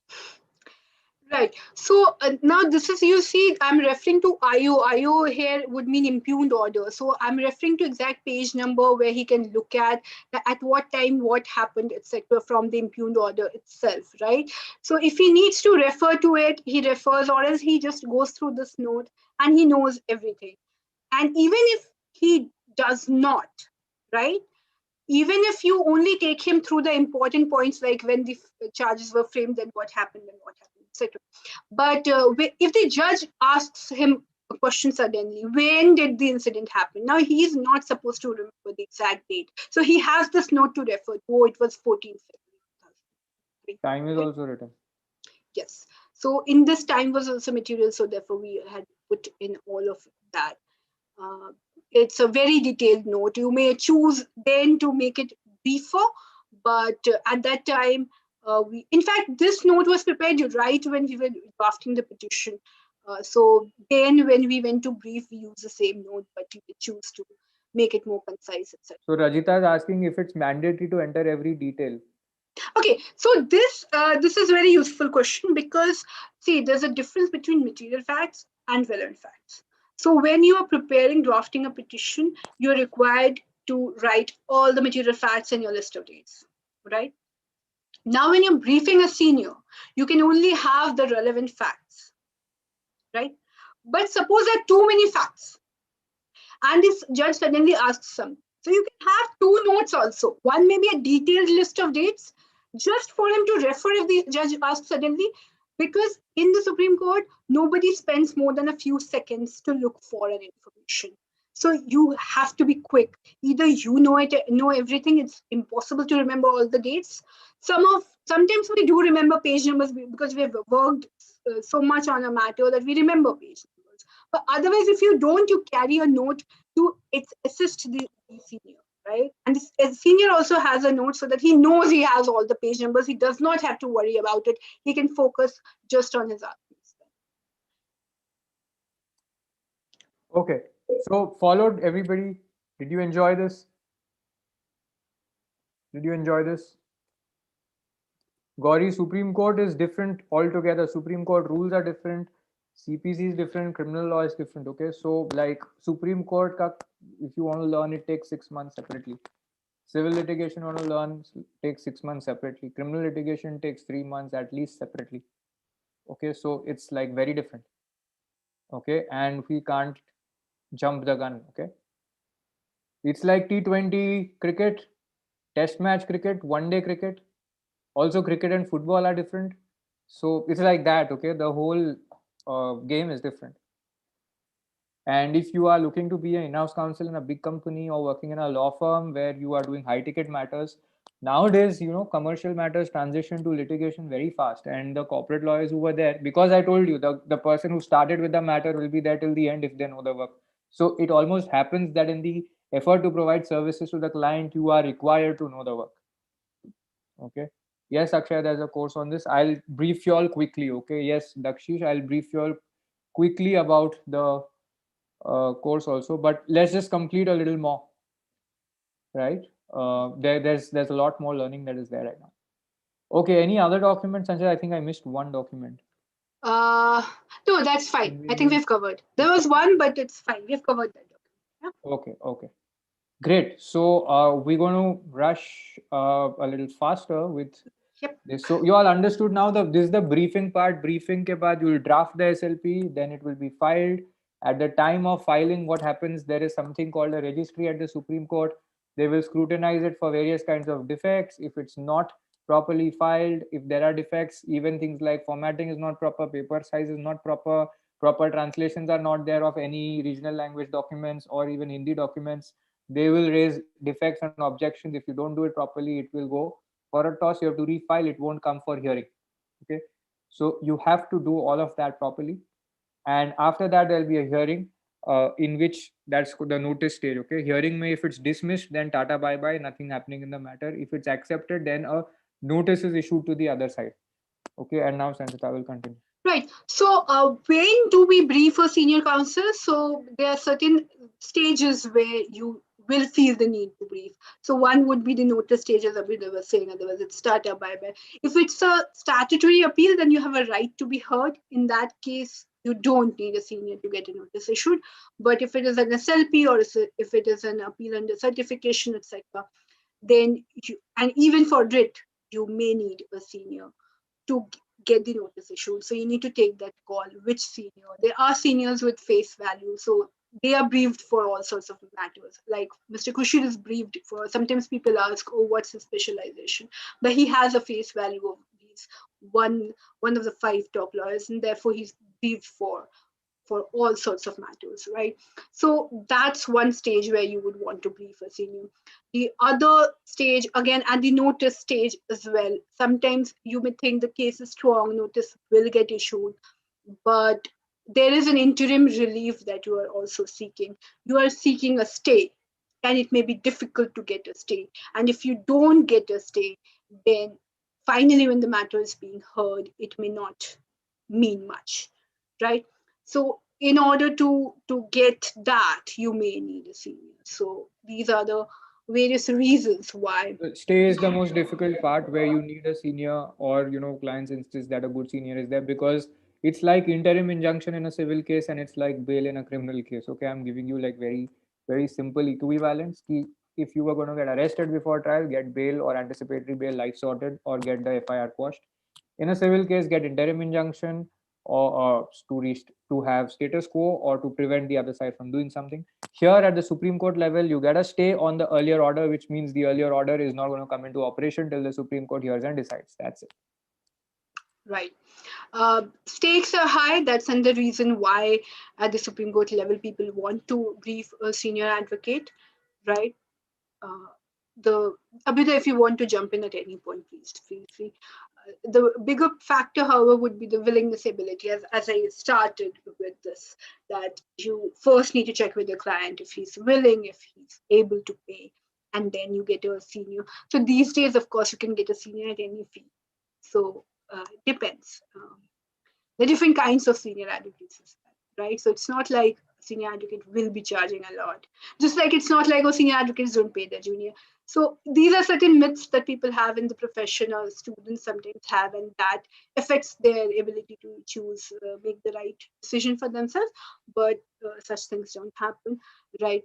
So when the other side has already engaged a senior, as I told you, sometimes you anticipate the other side will, and therefore you get a senior. Sometimes the other side has already got it, and therefore it's always preferable to get a senior on your side as well, right? And you need somebody to match the face value. So whenever somebody briefs Mr. Khurshid, for example, somebody else briefs Mr. Sibbal, and vice versa, right? Your job is to, sometimes what people do, again, that's a very strategic move. So some people also send us a brief so that the other side cannot brief us, right? So that's in the strategy people do. We'll come to that, when to send the brief to the senior. Your job is to give advice, that the client decides, so that you're not blamed later for wasting their money. That also happens. Sometimes even the senior cannot get the job done, and therefore you're answerable to the client. Why is briefing necessary in the first place? I think we started off with this a bit more on it. So when you're briefing a senior, some people said, oh, you're making it understandable, etc. But it's all the one of the purpose also is to give instructions on behalf of the client. So a senior is not supposed to directly be in touch with the client. So you're the one who are acting on behalf of the client and giving him instructions as to what the client wants him to do, right? Learning how to brief can be an important skill. We're coming to how to brief part, how to brief effectively in a moment. It is bound to have a bearing. A good senior advocate has, on an average, 5 to 10 matters. ASGs can have way more, and ASGs are not briefed by any briefing counsels. They're briefed by their own juniors, right? So then what do they do? So I was telling a bit the other day that when Mr. Parag Tripathi was the ASG, he had a long list of matters, right? And they were all before the Chief Justice. And he would write, so there was this column that was left by the clerk for him. And he would write his points just in one word, right? That this is for notice, and this has to happen, etc. One day he lost that paper and he did not know what to argue, and he had to seek adjournment in all the matters that day. So when you're working with the ESG, it can be that. It can mean that you have to brief in so many matters, and the files come only at 7 p.m. They get assigned. That happens with all the state councils, all the panel councils representing the government. So then all those files are to be managed by the juniors. They need to brief at what point, maybe in the morning at 9:30 they start briefing, etc. Right? Now, as I was telling you, the briefing council is given a time slot only in the evening. And that's because so that the senior can remember till next day, right? You mostly get an hour. If it's too bulky and listed for final hearing, sometimes you get 2 hours also. Sometimes it gets stretched, etc. So now this is a challenge to make it assimilable within an hour. So one of the points that you guys were saying to make it understandable, definitely that's part of your job. You are trying to make it assimilable within that 1 hour, and so that the senior understands easily, so that he does not have to go through the entire file, because it won't be possible. So you wouldn't know which part he went through, which part he didn't go through. So it's your job to make him go through those parts, right, that you think are important, so that he remembers well, even if sure he does not get time to have a look. Sometimes briefing counsels can be very anxious if they have not briefed Mr. Khurshid before. So they come asking me later after the briefing, will he read? Will he read? Does he read? Does he read? Yeah, because otherwise, can you please take him through these page numbers, etc. So that's the kind of zeal the briefing counsels come with, because they really don't want the things to be messed up, because ultimately it's their responsibility to get the matter disposed of in the way they want, right? What to prepare before a briefing. So this is the part where we were showing you the compilation. What do you prepare before the briefing? What can you prepare during the course of the arguments? So note for us, for the senior, something you're going to prepare before the briefing, right? So you're going to hand it over to him so that he has something to refer to when you're briefing. That's very important, right? It can be of different kinds. As somebody asked, if you need to have all the dates, just important dates. One pager is the best note you can give to a senior. It can be headings, bullet points, numbered. I showed you the convenience note. That's one of the ways you can do it, right? Uh, I'll send you more. If this case that we were talking about, the LOD that we showed you, I can send you more how I had broken everything, because there was many witnesses, there were many accused, some were juveniles. So we had broken everything up, made separate tables, and how we had done that, I think I can share that document with you. Arguments with supporting documents in bracket and page numbers, right? So whenever you are writing any so bullet points, you can mention even legal submissions in bullet points, and you can mention which document to refer to, because there will be something that will substantiate that point that needs to show to the judge. It helps to show. So there's one way of doing it is you just say, and that, he has also written a letter to so and so saying this. Instead of saying that, you say, my lords, can you please have a look at page number so and so. This is where so he has written a letter, and this is what he's saying in the letter. You make him read it.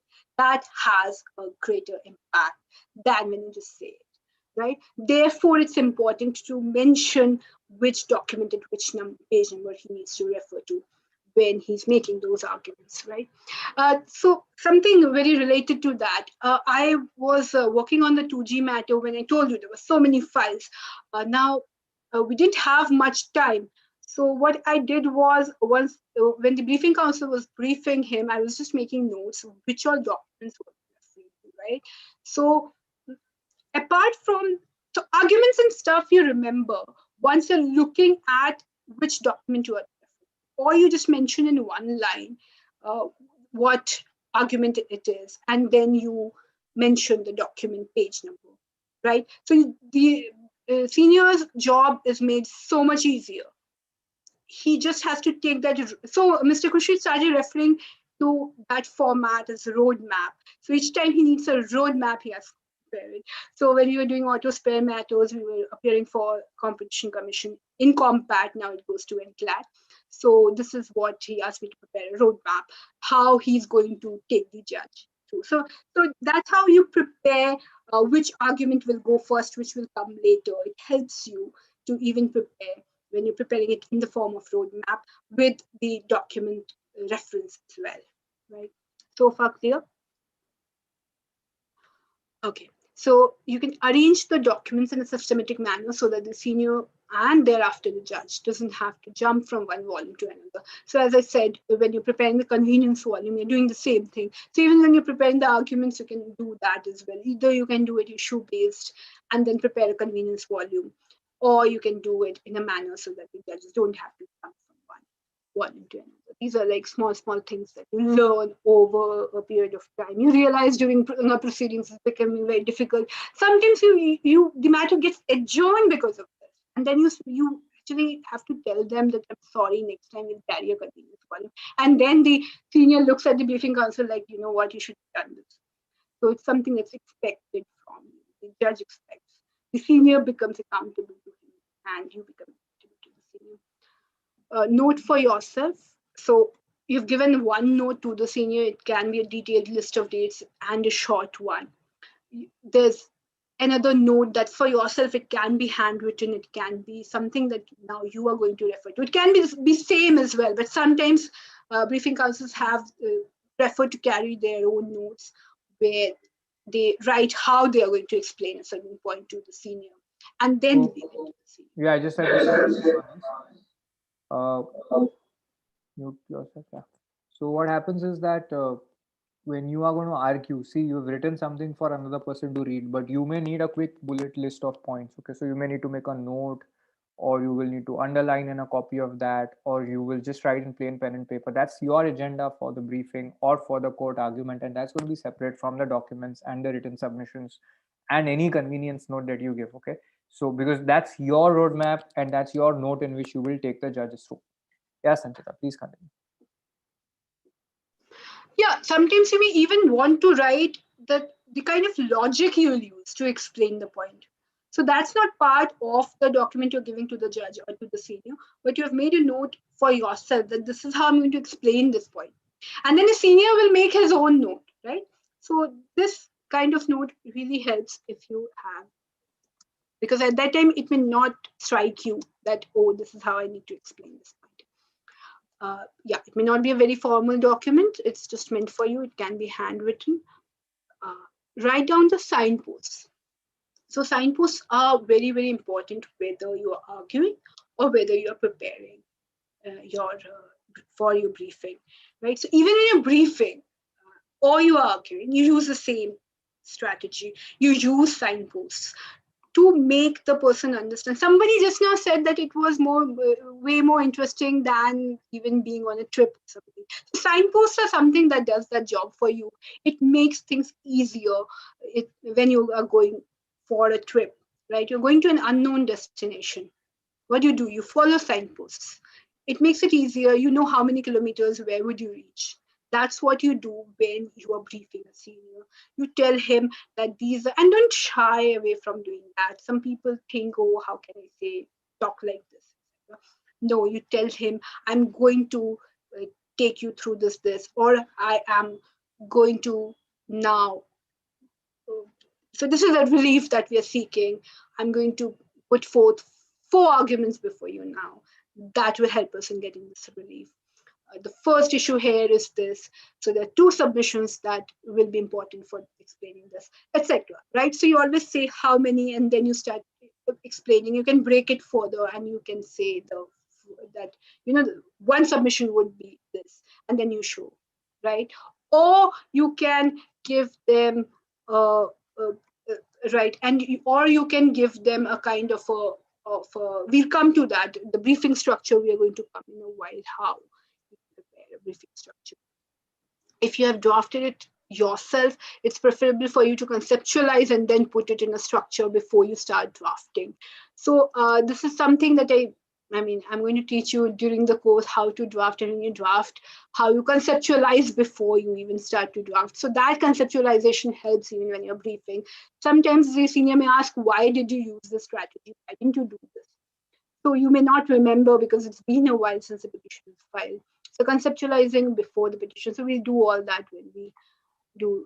I can't talk about everything during one workshop. So Sanchita will give you exercises to practice your drafting. End to end, you will have to practice. She'll give you like high court orders for SLP. She'll give you a commercial tribunal order like a NCLAT order, and then you will have to figure out how to file an appeal under the statute before Supreme Court.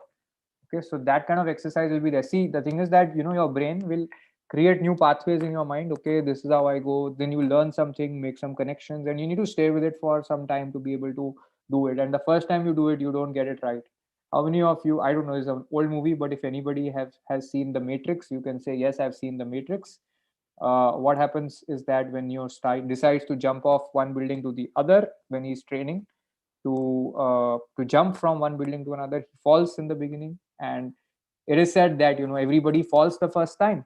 So when you're starting something for the first time, you will fall, you will fail, and that's where you need the handholding. But remember that you will not keep falling again and again. You will start to do things on your own very effectively over time, and that's the whole point. Now if you are not learning this systematically, then somebody else is paying the price of your mistakes. If you're learning this systematically, then you are not having your client pay the price of your mistakes. In fact, you are safely learning and getting trained to provide value to your client and to your senior. That's the simplest thing. It will cover, yeah, we will cover drafting from the most basic level, from scratch. Okay, Supreme Court drafting, if you're teaching, you have to cover it from scratch only. Supreme Court drafting is different from contract drafting. Okay, it's different from trial court drafting. Okay, so that will be covered. It's 6 months, it is there. Course is there for 6 months, and because there's a lot of work at the Supreme Court, if you tell me just teach me SLP, even there it will take you 3-4 weeks to learn one petition, because one petition, that's the Supreme Court's jurisdiction. But how to do an SLP in a civil matter, and how to do it in a criminal matter, how to do it in a commercial matter, how to do it in an arbitration matter, that's all very different. Okay, all right, so shall we get back to the conversation? So you're getting a picture of it, right? Yeah, please continue. Right. Right. So convenience volume, I already told you, before you go to brief, you have to prepare a convenience volume as well. Then the senior doesn't have to jump from one volume to another.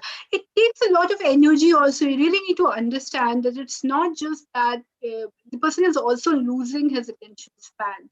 So you need to, that's the reason why you need to prepare before you brief. Because you take him through a lot, many things. Why have we prepared these slides? So that we stick to the point. That's what you do with your briefing. You stick to the point, and that's why you carry a note, right? It's better to do it before you go for briefing. I told you that. Convenience note, we have shown you a sample. Convenience volume, we have covered. Compilation of judgments. What to carry for briefing? Note, 3 copies of notes for the seniors, 1 for the senior, for the juniors, etc. Right? 2 copies of judgments, 1 for yourself, 1 for the senior. Compilation of judgments, if there are too many judgments, we have already referred to compilation. Convenience volume, if there are too many volumes, same as would be filed in court, right? Difference. Okay, so now there's a difference between, so I've been constantly referring to, it's the same as when you argue. If you develop the skill, then you have that skill as well. But there's a slight difference between when you're arguing in court yourself and briefing a senior advocate. I'm pointing this out so that you can appreciate what is required when you're briefing a senior. What do you actually do when you're briefing senior. When you get that, then you will know that you need to begin from the scratch. So when you brief a senior, leading the senior, right? So he's going to speak under your instructions. So you need to be very confident about what you are doing. You need to know what you are doing and be very confident about it, right? Uh, the job is similar yet different from the judge. The judge has read the brief, has views. So the judge of a Supreme Court has read your brief. Whether he has skimmed through it, whether he has read it thoroughly, he has read it. He has some view in his mind. He has legal position in mind, right? You get to alter it if it's against you, or your job is done. That's what happens when you're arguing. Sometimes you don't even have to argue notice issued. You go to seek a passover notice issued, right? So you don't have to do anything if the judge is with you. You get to alter it. The judge may ask you questions, or you may sense that the judge is not with you. You know what may be going on in his mind.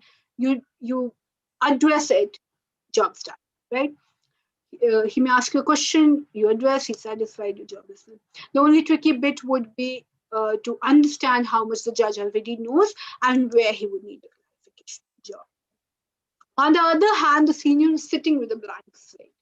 So I'll tell you how how different it can be. So when I started the session, you remember how I was going on speaking, and then Abhyuday had to interrupt and start talking about what briefing actually means.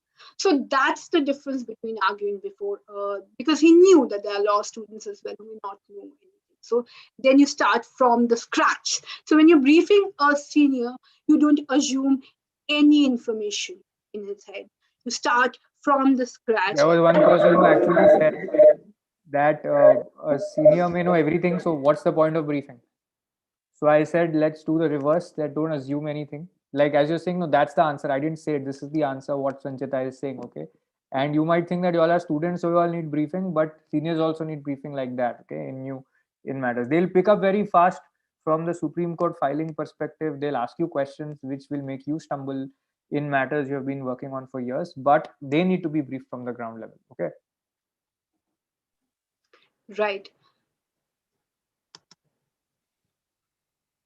You can write anything in whichever form you want, and it stays more or less in the same form till the end. So that's the significance of briefing a senior counsel properly. So whatever, so since you're briefing from the scratch, he does not know anything. So sometimes you take the brief along, you have sent the brief beforehand, he hasn't gone through, right? He may have at the most asked the junior what the matter is about. The junior said, oh, bail matter, right? That's it, right?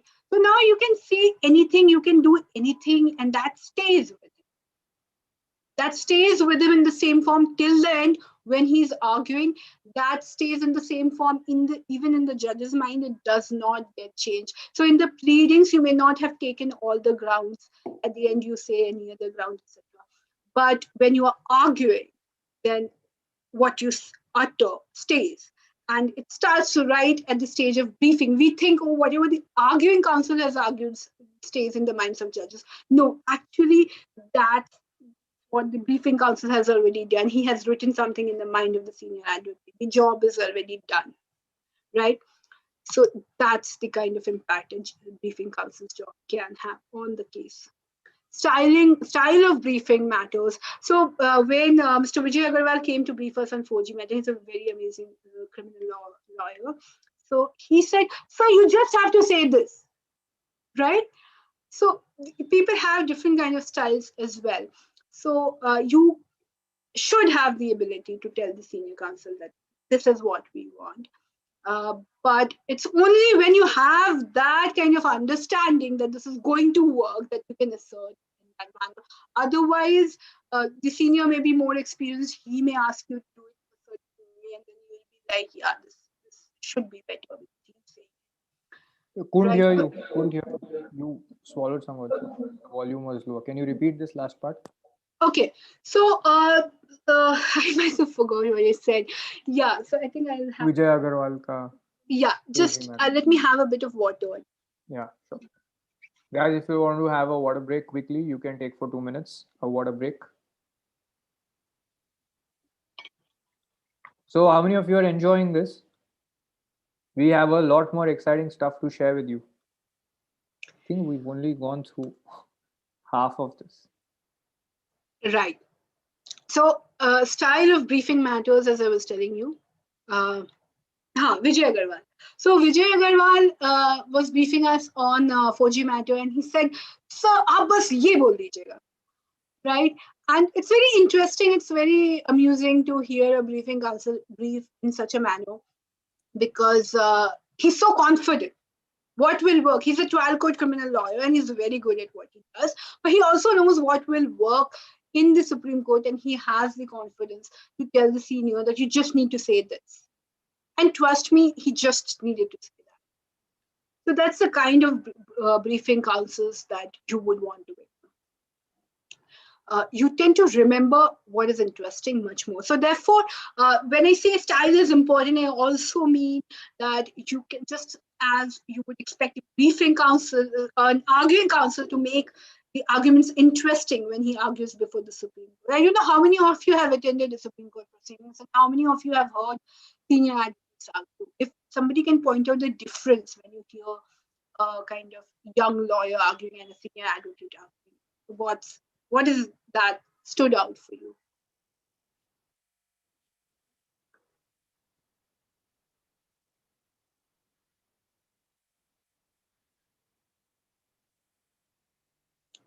Right. Is someone sharing something? But I can't see it. Sharing what? Did someone answer? I just Yeah, they asked. said no, no, get the chance. Confidence and precision, not yet. Right. Okay. Confidence and precision. So that's definitely there. Another thing that they do is they make their arguments interesting. They make it rich, right? With the help of illustrations, with the help of anecdotes, they make it rich. So even when you're briefing, make it rich. That's kind of a warm up for you to become good arguing counsels as well. So you practice making your arguments, the way you brief someone, you practice making it rich. So even when you are, this can be a good practice session. If suppose you read a judgment and then you decide to tell your friend, if you're a student, your classmate, you both read the judgments, and then you decide to brief each other on what the judgment says, just on what the judgment says, and try to make it as brief, as precise as possible. If one has taken 5 minutes, the other one should take 3 minutes. You can take those kind of challenges. And then you also try to make it interesting, right? So this is one of the ways of practicing on how to make, we'll be doing role play simulations, by the way, in classes, in live classrooms, when we are doing the course on how to make arguments interesting, etc. So hope to see some of you there. So that's one of the things. Why make it interesting? Because it stays. You get the attention of the person. You invade the person's thought process. Therefore, it's important to make it rich. It's important to make it impressive. Right. Remember the person too. So that's one of the ways of leaving an impression on the senior counsel by making it interesting. You will forget exactly what was said, but you will remember because you relished listening to someone. That happens with you all. I mean, if you hear a person, so it matters what the person is saying, but if they also manage to make it interesting, you will never forget that person. Now let's look at what does it take to become a good briefing counsel. Yeah. So the first one is, see, style and all are important, fine. But if you do not have the ability, and when I say ability, if you do not have the content, if the content is not good enough, then you don't have much to talk about, right? So in the last session, I don't know how many of you had attended, some of you did it in my last workshop. So I had talked about information versus knowledge. But just having information does not help. You need to have knowledge. So information versus knowledge, I gave an example. Like if you talk to a senior advocate and you're having an interaction, a conversation, and if you say, talk about, oh, this many percentage of people, this will demonstrate you have a lot of information. But when you have a conversation with senior advocates, it's important to show in-depth knowledge as well. Now we're looking at now, just to take you a step higher, you also need to have an understanding when you're briefing a senior advocate. It won't suffice if you just know stuff, right? So when I say understanding, it means a kind of a holistic understanding. Uh, it means you have the wisdom as well, right? It means you have not just you just don't know the legal position. You also know the nitty-gritties, the repercussions, why you are seeking the relief, all of that. You know the whole picture.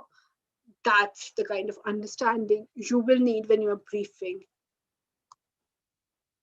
So when you're drafting, it's interesting. When you're drafting, still you need that kind of understanding, but that does not like cease to have an impact there. You need to remember it. But sometimes it happens. Sometimes we draft and we forget about it. By the time it comes for briefing, we only remember what is written in the petition. We forget the kind of understanding we have developed, and that's why when we talk about the drafting process, the reason why we need to conceptualize even before we start draft is very, very important. Right. The Supreme Court has limited powers in matters before it, whether they're writs, SLPs, or even statutory appeals. You really need to understand what these powers would be when you are seeking relief, why you are seeking a certain relief. For example, in SLP, the petition would just say, the prayer would just say to grant special leave to appeal, right? There's no other relief. I mean, or any other order, etc., etc. But you are not, so you don't mention anything there except this. This is the standard prayer. This is how it's drafted. But when you can ask the court for a lot many things, and that's for the briefing counsel. So the briefing counsel may carve out something new, something innovative for the senior advocate to argue before the court, right? You cannot argue the way you would in a trial court, appellate court, or high court. So that's again something that's different when it comes to Supreme Court, since the powers. See, it's very interesting. Powers are limited, yet they are unlimited because you have 142. So how do you use 142 then, right? So even though the Supreme Court is looking only at question of law, where to use 142, how to use 142, all that. So it's completely different from any other court, right? Even the Supreme Court rules are different from regular trial court rules. So even when we are talking about original suit, so even if it's a suit, it's way different when it comes to Supreme Court.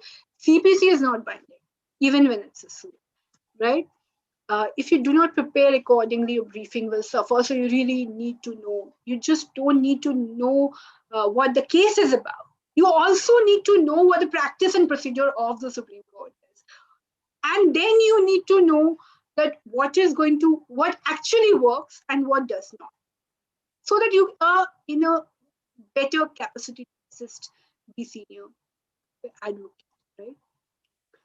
Further, if your drafting is incorrect or you do not raise the right arguments or invoke the wrong jurisdiction of the court, the senior will not take a matter, fearing loss to their own credibility. Suppose you were supposed to say you're coming after a long delay and you can't explain what caused that delay. Or suppose you have filed a writ petition when there is an impugned order, there is a high court order on the same issue. Now you cannot explain why you filed a writ petition, why didn't you challenge the high court order, right? You come to the senior very confidently and you tell him, oh, I was not a party there and therefore I didn't challenge it. The senior would ask you, so what? You could have moved an IA, you could have moved an IA seeking permission to file an SLP. It's as simple as that. You didn't do it, nothing. Right? So all the knowledge of law that you have doesn't work because you didn't know this much, right? It's this much. It's very simple. It's very basic when it comes to Supreme Court practice. But that's one side of it. The other side of it, only if you know this much, rest you already know because you have been handling way more difficult stuff down there. The legal position remains the same. You are using the same Supreme Court judgments and your court. You're handling the matter for such a long time. So you know those stuff. You just need to know this, right? The case is 99 to 100% prepared by the briefing counsel, right? So senior counsel has a huge role to play, and I'm not taking that off from them. They can be a case winner. They can do miracles with the case even when they are not briefed properly, or even when they have been briefed properly, they add their own style to it. And then the briefing counsel also recognizes that, yes, if I would have argued, I would have done such a good job. He gave this twist, or he had that presence of mind when the judge was asking this question and answering it. But still, preparatory work is done by you, and that is to be done by you. The senior counsel will not guide you or perform additional research. There are juniors to assist him, but again, then unlike our chamber, we have many juniors in our chamber. But otherwise, there are not many juniors. Even if one or maximum two are also assigned on a matter, still they only have that night in between, and they may have other matters next day, and therefore it's you who's primarily responsible. They may do it.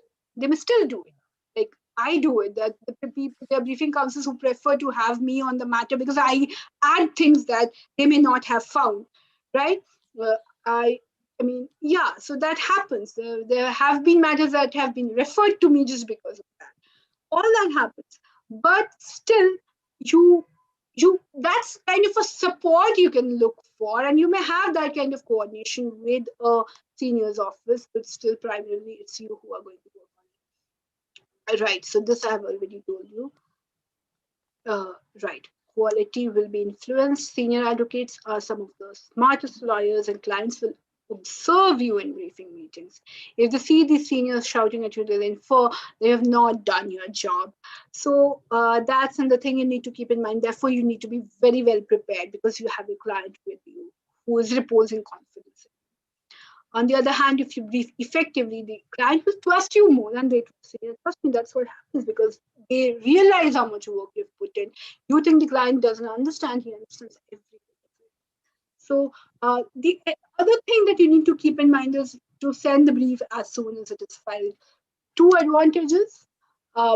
One, juniors get time to research. You don't know how much work the junior would be capable of putting in. It may only help you. The junior will mark, flag the relevant pages beforehand.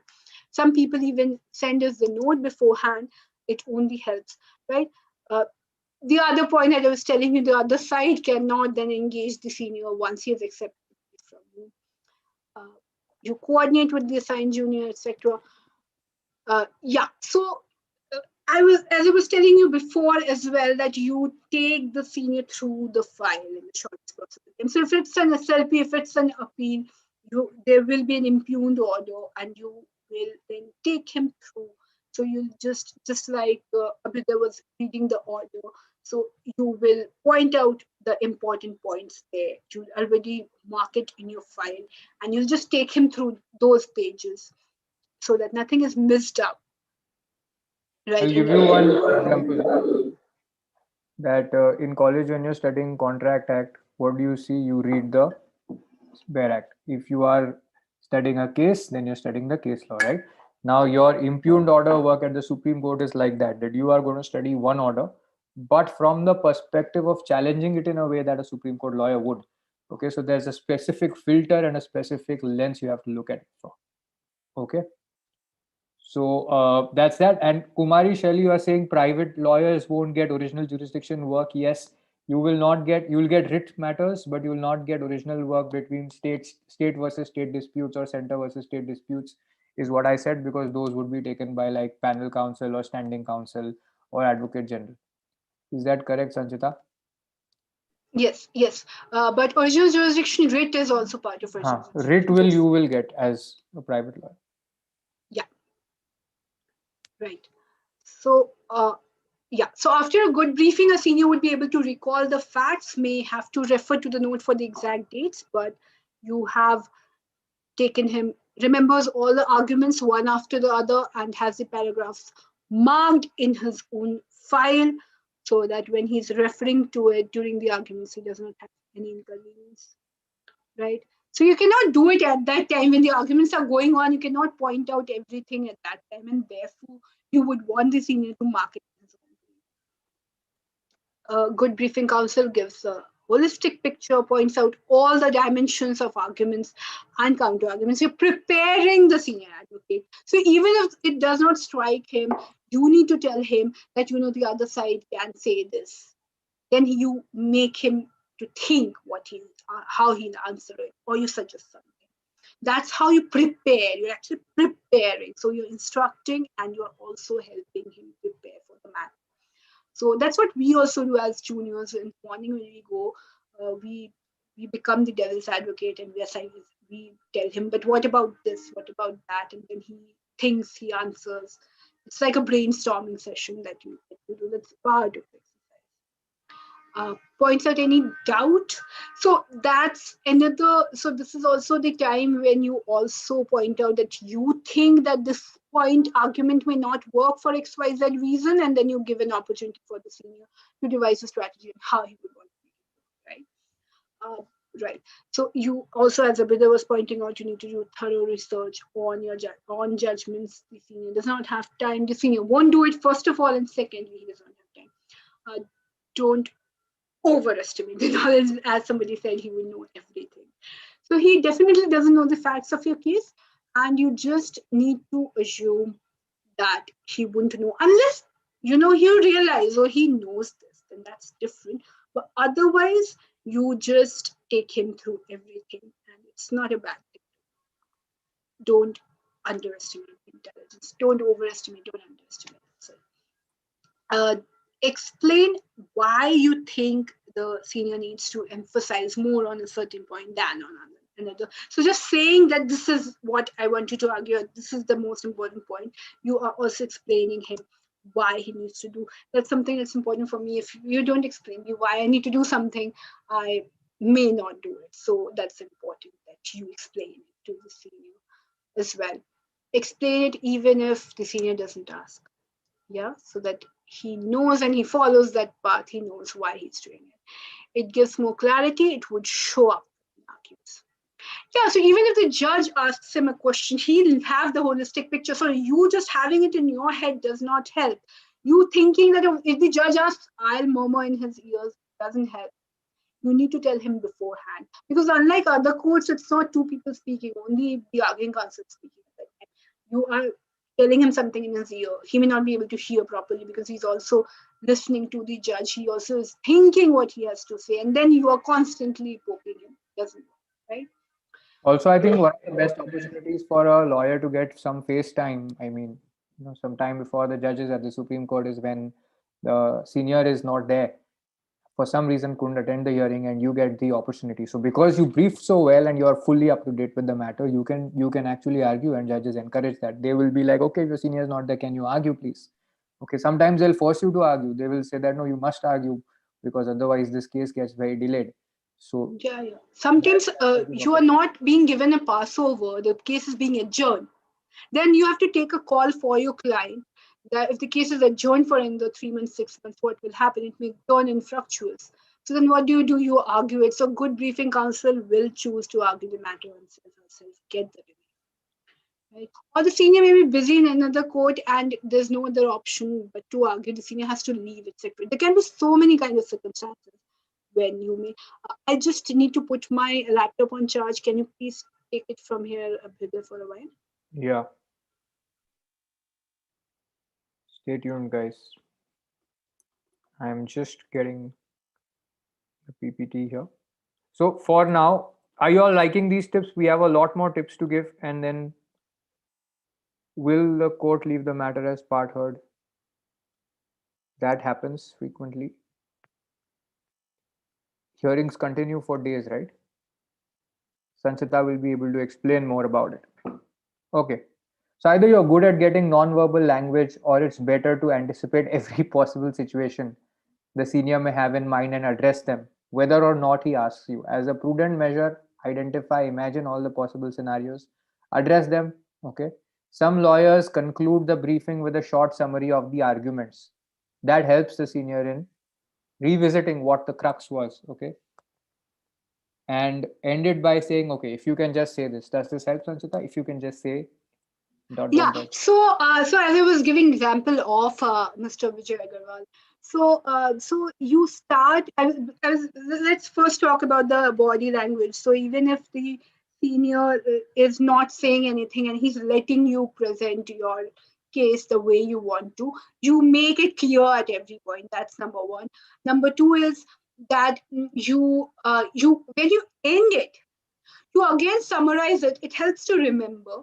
So you summarize all your arguments, and then, like Mr. Vijay Agarwal would do, you can end it by saying, if you just say this, you just simplify it to this extent that the senior is very clear that this is what will sail me through. This case is simple. If it's simple for him, it will make it simple for the judge as well. Right. Yeah. This is a very Question. important point. Huh? Don't shy Yeah. away from saying exactly what you want the senior to say. Just makes life simple. It's not like you're instructing, like you're not ordering the senior. You're giving them, you're helping them out. Seniors, and in fact you're instructing. So seniors, if they get stuck at some point, they'll say, oh, my instructions are this. So whatever the briefing counsels tell him, he says my instructions are this.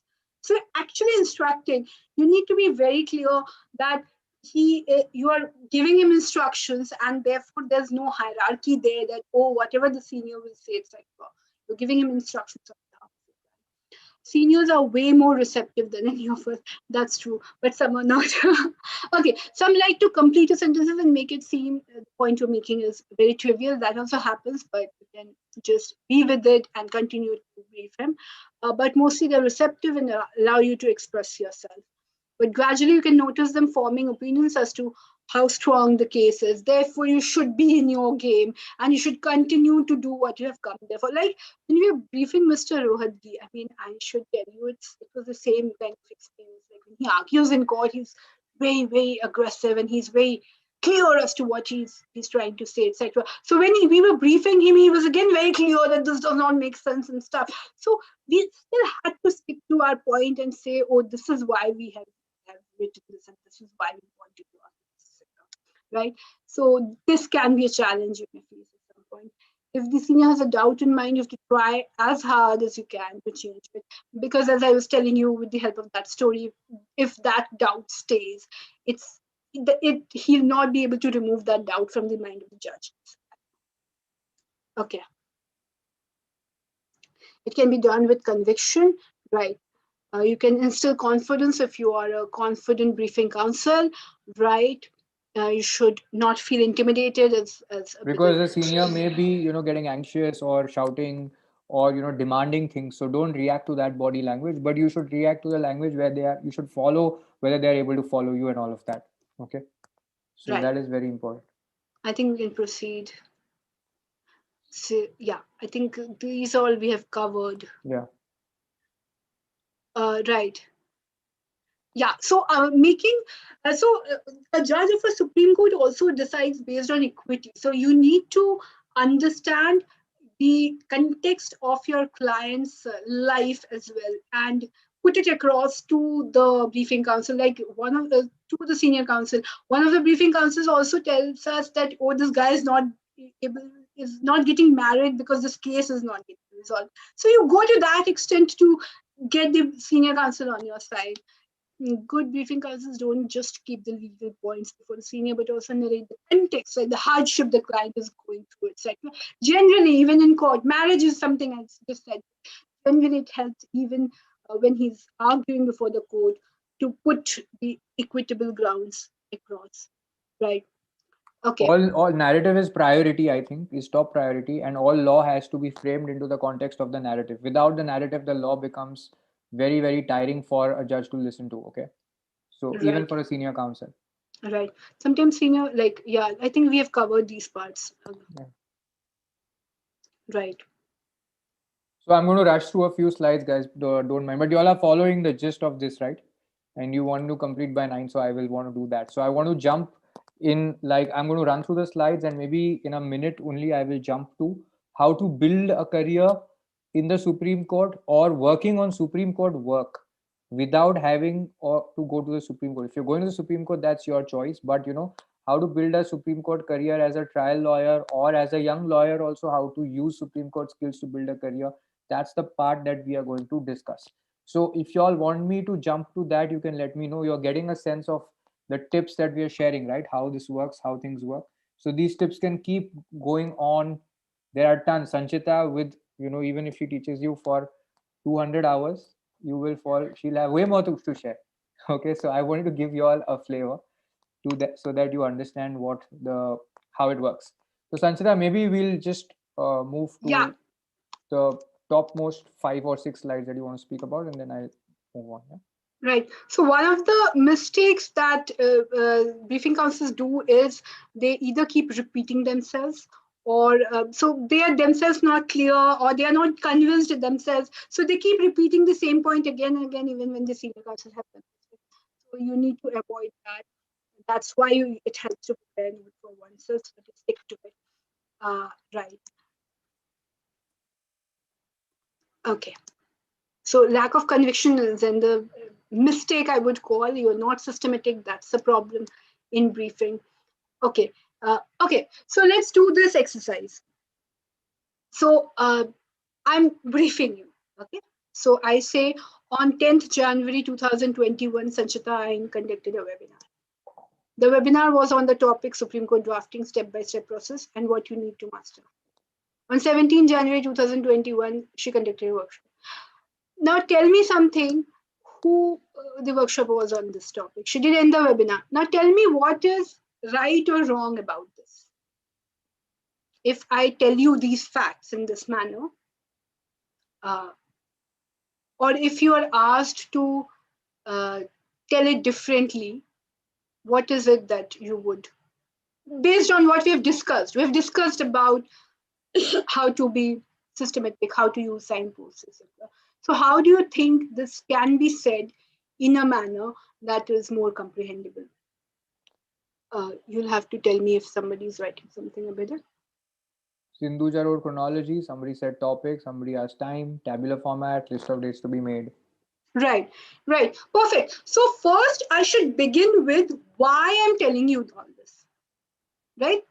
So otherwise, this is just a piece of information that will be very difficult to, this is too much of information from you right now. So I may not retain it unless you tell me why you are saying. I may not even listen to everything after a point. I think that happened to you all also. After a point, you don't know why this girl is saying all this, right? So it's better to start with saying that, that Sanchita has conducted the webinars and why you are saying she has conducted webinars. Sanchita loves to teach on Supreme Court litigation. Sanchita loves interacting in the public. So narrative is top priority. And then the facts fit within that. Okay. So find the narrative. That's an important exercise. She'll teach you how to do that for different cases. So for writ, your narrative will be different. For SLP, your narrative will be different. Okay. It's not about tabular format. Okay. You're missing the substance of the whole thing. It's not about the format. It's about why the hell did you get that data? Okay. That's the thing. Right. So you explain why you are saying this, you connect all your thoughts, you may not give the specifics. So sometimes, like I asked somebody who was assisting me to brief me just to understand what goes wrong. So she started telling me the specifics of everything. Now, when you're briefing, you don't do that. For that, the note is there. That's why I showed you the detailed note. You give that note in his hand, and then you start narrating how you would say in the form of a story, right?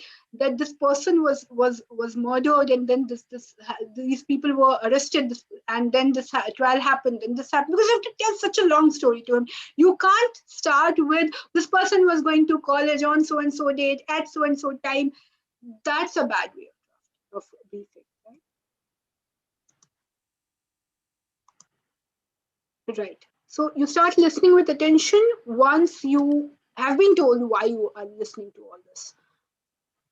Then you're also sure which part you want to keep register, which part you want to retain in your mind, etc. Right.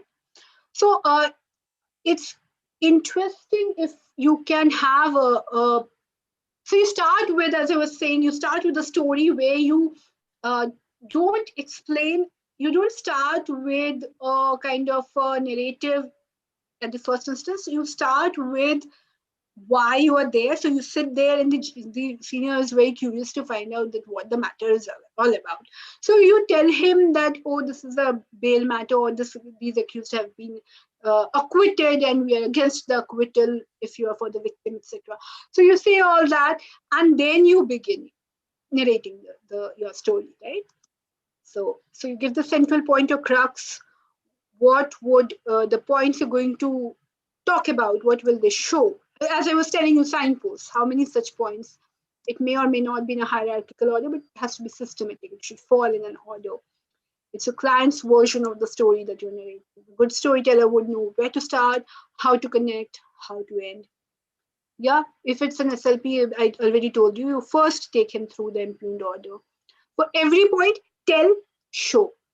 As I was telling you, the documents are very important to which and show when. So sometimes people just say everything, but they forget to show. So that's why even in your note, you have to make note of that. You tell, show. For every point you tell, you show. Each time you tell something, you show the document that's substantiated. Whatever you say should be directed towards either you're making the senior know the case, you're helping him form an opinion in your favor, you're helping him understand the facts or evidence. Signposts we have already covered,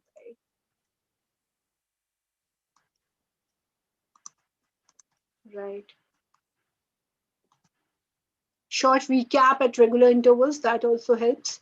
So if it's a long briefing, it really helps to give you a recap, right? It helps to remember, it helps to connect.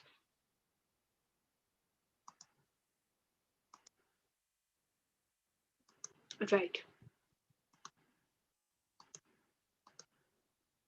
You show him judgments. So again, how do you take him through the judgments? So we saw how many judgments may be relevant for a certain case. So you, how do you see if a judgment is relevant or not? Because for Supreme Court, this is very important because you need to rely upon so many judgments. So you will have judgments that support your case, have authoritative value, right? So it can be any Supreme Court judgment that will have an authoritative value. It can be a judgment that may have a persuasive value. So it can be an obiter in a Supreme Court judgment, or it can be High Court judgments also. They can also have a persuasive value if the issue has not been decided by the Supreme I Court. just wanted to say that the way we do project based research in college for projects is not the way you do case research for judgments at the Supreme Court level. There are very fine lines of distinction. What do you think is the ratio which has been recirculating in judgments is only a part of it when the court has to rely on the ratio of the case you are citing? There is much more to the ratio than you know from law school. I can just tell you that there's way more context inside it which we don't learn in college, and that's what you need to know at the Supreme Court level. That is why not everybody who starts out litigation is able to get to the Supreme Court level. Right, because their cases being won and lost just based on how we distinguish the facts of another judgment. A judgment that's being relied upon by a party, you just distinguish it and you win the case. It's all that we are doing on a daily basis, just distinguishing facts, just trying to rely on a judgment that the other side is trying to distinguish upon, etc. Right? So latest judgments, you look for latest judgments, you look for leading cases, but you also look for, so these are the simple ones, you know, you need to look for these, but judgments that are delivered by the same judge involving an identical or similar issue. This is one exercise we generally do before going to the court, because I mean, people do say different benches have different kind of, may have different kind of notions about something, etc. So it helps to pull out the same, because you may think the judge remembers it, but that does not happen. They decide so many cases on on a single day that you need to point it out that, see, you yourself had said this. That helps. And then the other side also doesn't get to distinguish all that. Just cut short if you can show this. Right. So now I showed you those compilation indexes, like 3 volumes. So do you think you'll make the senior go through everything? No, you won't. He'll say, oh, you keep it, I'll read it. Will he read it? So what you do is, you also, he may read it at some stage, but for tomorrow, what you do? So what you do is, you've already analyzed all the judgments on the same issue, and then you give a crux to the senior that these judgments say this. and you just show one or two that stand out, right? So maybe the facts are identical, you just show that. Maybe that one case can take you through. So you show him just that, the facts, because even the judge may not allow you to show all the judgments. So pick which one is to be shown, just maybe one for one issue, right? So sometimes there are cases where the principles have been laid down with clarity. You pick that one, right? Right.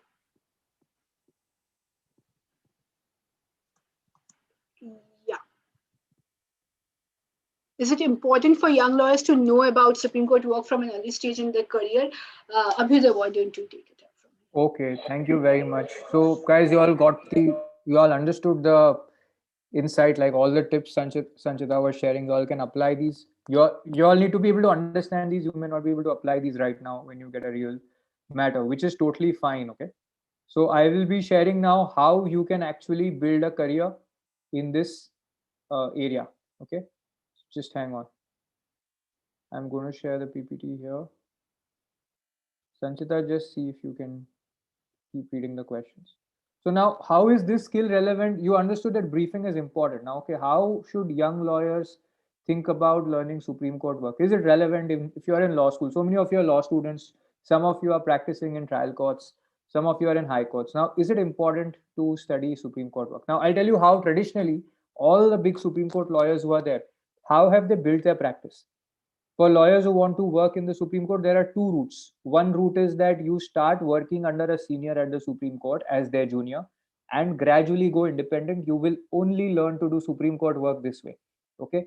But a lot of lawyers say that start at the trial court level and later come to Supreme Court. So that's a different route. This route is direct entry to Supreme Court work. Okay. However, there can be monetary considerations. There are some seniors who pay really well directly at Supreme Court. There are some seniors who may not pay so well. Okay. And you may not learn aspects of trial. Okay. But this has been one route where by which people establish a Supreme Court practice. Another way is start working independently. So you'll start under a senior maybe and then also work independently on the side, or as soon as possible go independent, take your own clients in your home state at the trial and high court level. Okay. If you've started with a senior at the trial court and high court, then after some time go independent and then later move to the Supreme Court. Okay, what happens is that if you've got 20 years of experience at trial and high court, after that you will shift everything, shift base to Delhi. What will happen is that your clients from your home state will refer the appellate work when it goes to the Supreme Court for SLPs, for writs, all of that, for appeals. All of that will come to you from the same set of clients who were giving you trial and high court and tribunal work. Okay, following till here. Okay, now modern strategies that we suggest that we've researched on and looked at from the experiences of various young lawyers who are trying to like identify faster, more reliable ways of breaking through the barrier, right? So the older method, the traditional method I told you about, you could see it takes 10 to 20 years to get to Supreme Court, okay? And from that perspective, if you're doing this workshop, it may not be viable for many of you, right? Who has 10 to 20 years of time to spend on Supreme Court litigation? Right now in law school, you'll say I'll graduate first, or you're just practicing in trial courts. You'll say, chalo, let me get some clients, let me have 100 clients, then I'll go to Supreme Court, right? So now what's the new way? How can you actually leverage this skill? How can you benefit in your career at an early age from Supreme Court work? Okay. So the thing is this: if you're doing a trial and you can help your client till the Supreme Court, we shared examples, right? Interim injunction from the court also, you can get SLP till the Supreme Court.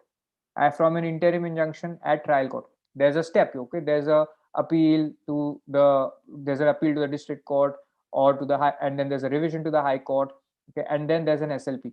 All the judgments, by the way, of the Supreme Court that you read in in Mulla, the textbook that is there, or in a CK Takwani, where the Supreme Court is talking about the powers under Order 39, which is Civil Procedure Code order.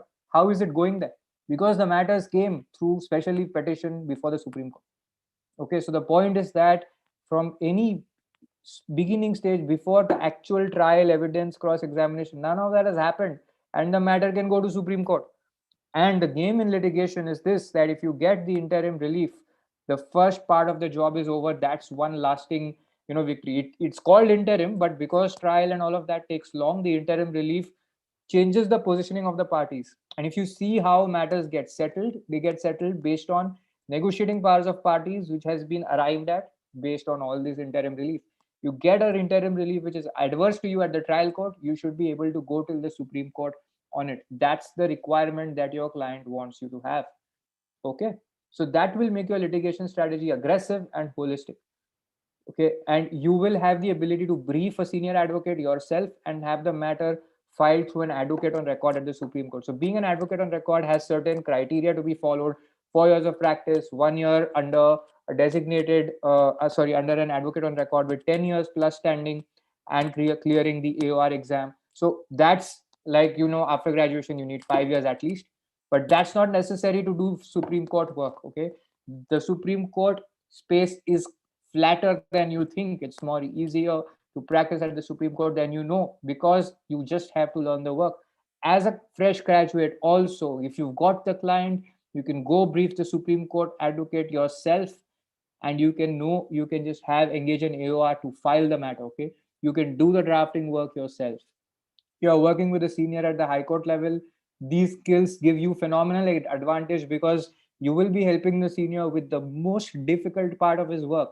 He gets an adverse order, takes the client to Supreme Court senior advocate, and guess who's doing all the work there and shining bright?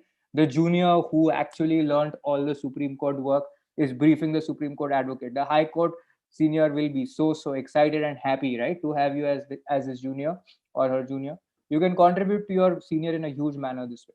After 4 to 5 years of practice, you can attempt the AOR exam to qualify as an AOR. By the way, the Supreme Court litigation course that we're talking about covers the entire syllabus for the AOR exam, and that's why it takes 6 months. And trust me, you ask any Supreme Court litigating lawyer, they'll say, I need 3 to 4 months, 5 months to study for the exam. But what do they actually study? They study for 20 days, which is in the summer vacation, between the court holidays, when they get to study. And that is why a lot of people who give the AR exam are unable to clear it, because the syllabus is big and it is difficult. Now, what you need to do is not just think of clearing the AR exam. That's 4 to 5 years down the line for many people. But that drafting work, though, you can do for your clients. Okay, so only AORs can file the petitions in the court, but you can engage an AOR to file that petition drafted by you. Okay, so now one of the main reasons for failing at the AOR exam for Supreme Court lawyers is that there's no time for them to manage practice. They are under a senior, they're building their own practice, they're finding it hard to manage their time. Okay, so they don't have guidance, and they have to build a practice, and they have to also study for AOR exam, especially if you're not in Delhi under a senior at the Supreme Court. That means that this work is going to be entirely new for you. You've never touched it, right? Now, if you start learning the work early, you can actually do real Supreme Court work, and your study for AOR exam is going to be like a cakewalk, because you've actually helped clients through those matters, right? Now, once you clear the AOR exam, in addition, now 4 5 years down the line, if you clear the AOR exam, okay, then you are leading the strategy right up till the Supreme Court, and then you're also an AOR. So you're doing your matter at the trial and appellate level and filing the matter at the Supreme Court also, right? So many people say Supreme Court lawyer, and there's no fixed notion of what a Supreme Court lawyer is. But if you're an advocate on record, you can say, right, Supreme Court advocate on record, and the client understands that, right? So you can file the petition yourself. So now you're charging your client for managing the whole hearing and filing the petition, because you're an AOR yourself, and you have the credibility at the trial level before the first brief that, boss, if you have a problem in your matter, I can go right up to the Supreme Court level. That's what you can tell your client. Okay, so if you don't intend to practice, okay, at the Supreme Court level, but only in your high courts and state and trial courts, still this has a benefit, the benefit I just explained, right? So it will instill, if you say you are an AOR, a Supreme Court advocate on record, it will inspire a lot of confidence from clients anywhere in India. And you can check this locally, and you will see that there's a difference. Okay, people just crack the AOR exam for the status it gives, but here what you can do is actually learn the work and do the work even before you crack the AOR exam, which is really serious stuff, right? Now, how can you get started? We've given you a brand new perspective of how to brief a senior advocate. Right now, a broad perspective. This is what is there from practice. You don't get to hear this. Now, applying this to real situations is the big problem. And we gave you some general tips. You could understand that. But when you deal with the complexity of a real Supreme Court matter, man, it's difficult. It's really complex, because you will be lost in a volume of information, and Sanchita will confirm this, because there are big 2G scam case was huge. Okay, the judgments were huge. The number of cases both sides would have used would have been tremendous. Paper book volume, the paper book Sanchita showed you was 1,000 pages. So how do you hold all of that information? How do you prepare so thoroughly, right? So prepare to perform the work. Now that kind of preparation is needed. And what do you need to learn? You need to learn how to draft an original suit, center state, interstate disputes. This is also important for AOR exam. You also need to learn how to file writ petitions, how to file draft and file transfer petitions, SLPs, okay, especially petitions, writ, various kinds of writ petitions. So every writ has a different kind of drafting, a different kind of prayer. Okay, you have learned about the writs in your constitutional law course, but how do you draft the writ petition? That's really important stuff. That's high value and very rare, very difficult for a young lawyer or even a senior to get a writ admitted. So that's where your core value lies. You can charge really high for that, right? Seniors charge really high for that. Okay, you must learn how to draft contempt petitions. Supreme Court and High Courts have the power to punish for their own contempt. Okay, so civil and criminal contempt is different. You must learn how to do this at the Supreme Court, because if a party is violating the orders, you know what to do then.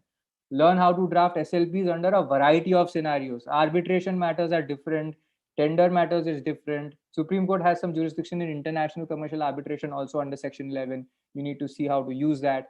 Criminal matter SLPs are different, civil matters are different. Okay, against High Court writs, 226 writ against there's an SLP. That is a different way to go about it. Okay, so drafting in SLP is different based on the statute and the context. You can't say I drafted one SLP, so I know how to draft SLPs. No, in every context, it will be different. Then you must learn how to file a counter to the SLP. One side filed an SLP. How do I file a counter and draft that? Okay, that's very important. Then there are many interlocutory applications, application for stay, various other kinds of interlocutory applications, meaning interim applications in the beginning of the matter that you must learn to draft various miscellaneous applications. 5 6 of them are really important. We've culled those out and we are going to be teaching you those of you, of course, who decide to study with us. Apart from nuances of SLPs, you will have to also understand one thing. This is a very rarely understood by lawyers. Okay, so appellate jurisdiction is there with Supreme Court under various regulatory statutes. Like you have IBC, you have Competition Act, you have SEBI Act. In them, there is from the appellate tribunal, like under IBC, for example, from the NCLAT, or under competition law, also from the CCI, you go to the NCLAT again. Earlier it was Compact, now it's NCLAT. Just here, okay, there's like this appellate tribunal, and then there's an appeal to Supreme Court. So this is there with the Supreme Court, and now this is technical area. Each of these areas is technical. Competition is technical, IBC is technical, tax is technical. From the IT, tax is technical again. So each area is their own understanding you will have to have, but from perspective of what it looks like at Supreme Court. You don't have to learn return filing to do a tax matter at the Supreme Court level, right? So these are different ball games altogether, and you got to learn the game that you want to play. Briefing a senior counsel is therefore now an independent work. Lawyers bill for that. Okay, you may not say, you may itemize the bill for the briefing, but you will in any case charge a premium for the whole coordination work that you're doing. So you're not billing just for drafting, not just for hearing, not just for the calls with the client, but also the briefing. By the way, interested clients will attend the briefing with the senior, or their CFO or their general counsel will attend. General counsel meaning legal head, CFO meaning the lead financial guy, the chief financial officer. They'll attend the meeting with the senior lawyer, senior advocate, and they'll see how you are presenting yourself. If the senior advocate is blasting you, they'll be like, ah, boss, incompetent lawyer. Okay, so that's very important, that it should not be like that.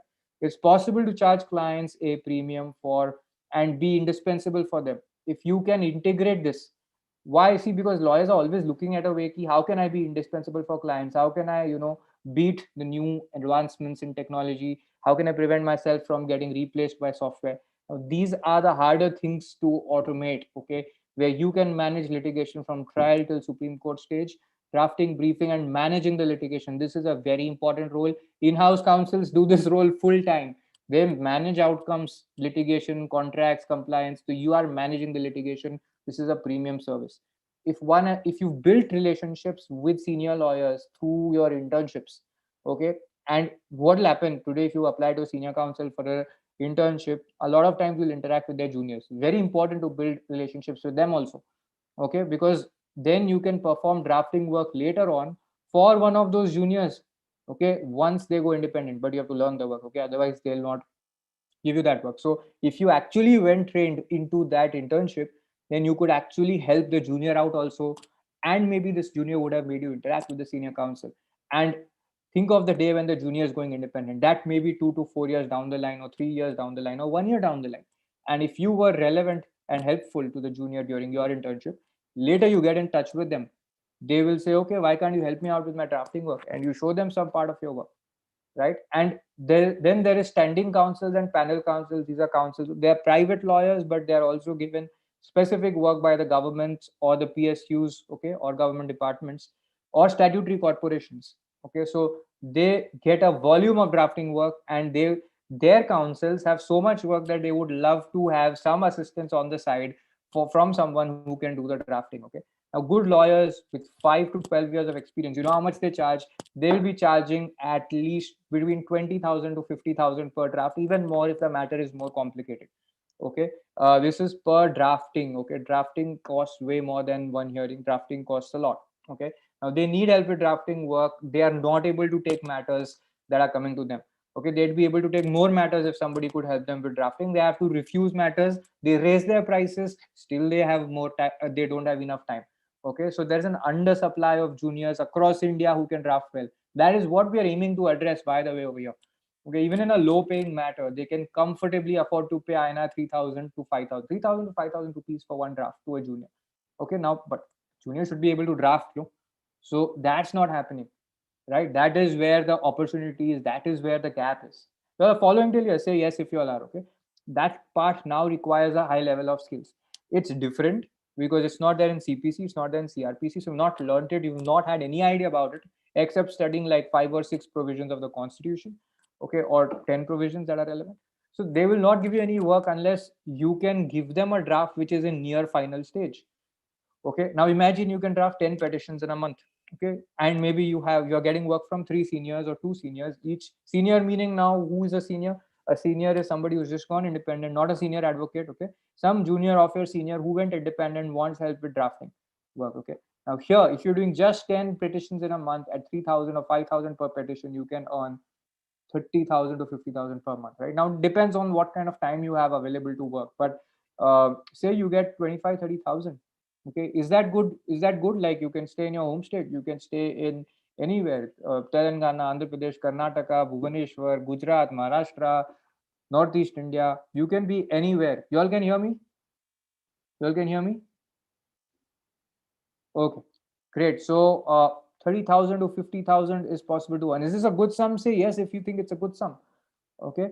These petitions, by the way, don't always take a lot of time. There are many shorter drafts. Okay. If something is going to be as big as the 2G matter, nobody will give it exclusively to the junior to do, right? But regular SLP, transfer petition, all of this drafting work, writ petition, all of this takes about, you may be able to spend 50 to 60 hours, which is 1/4 of your working hours in a month.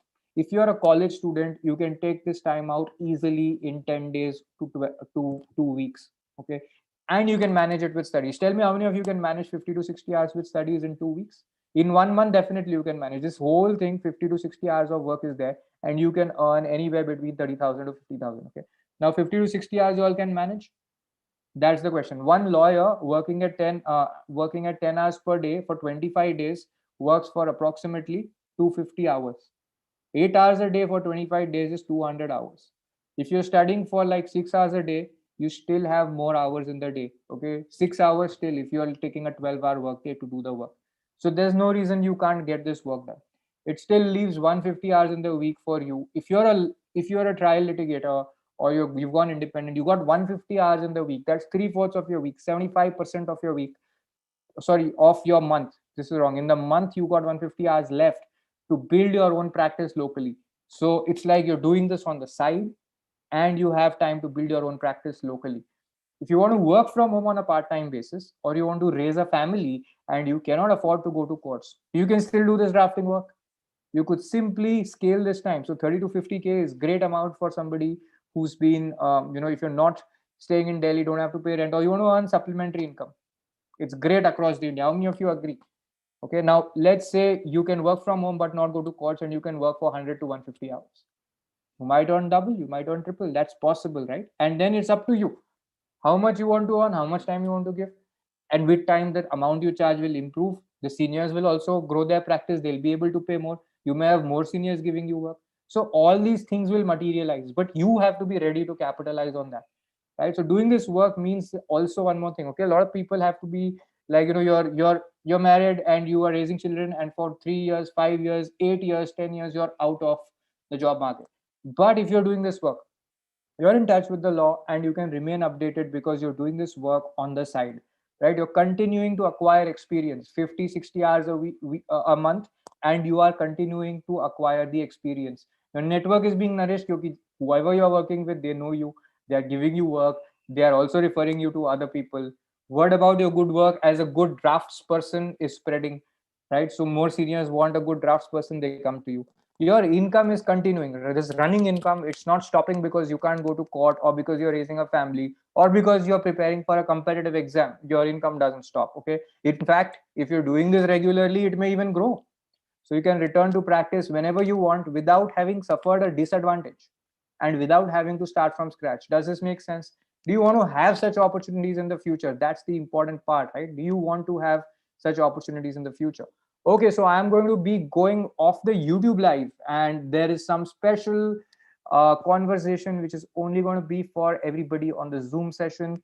Abhishek Dubey will share the registration link for the this webinar so that people can come from YouTube to Zoom, and I'm going to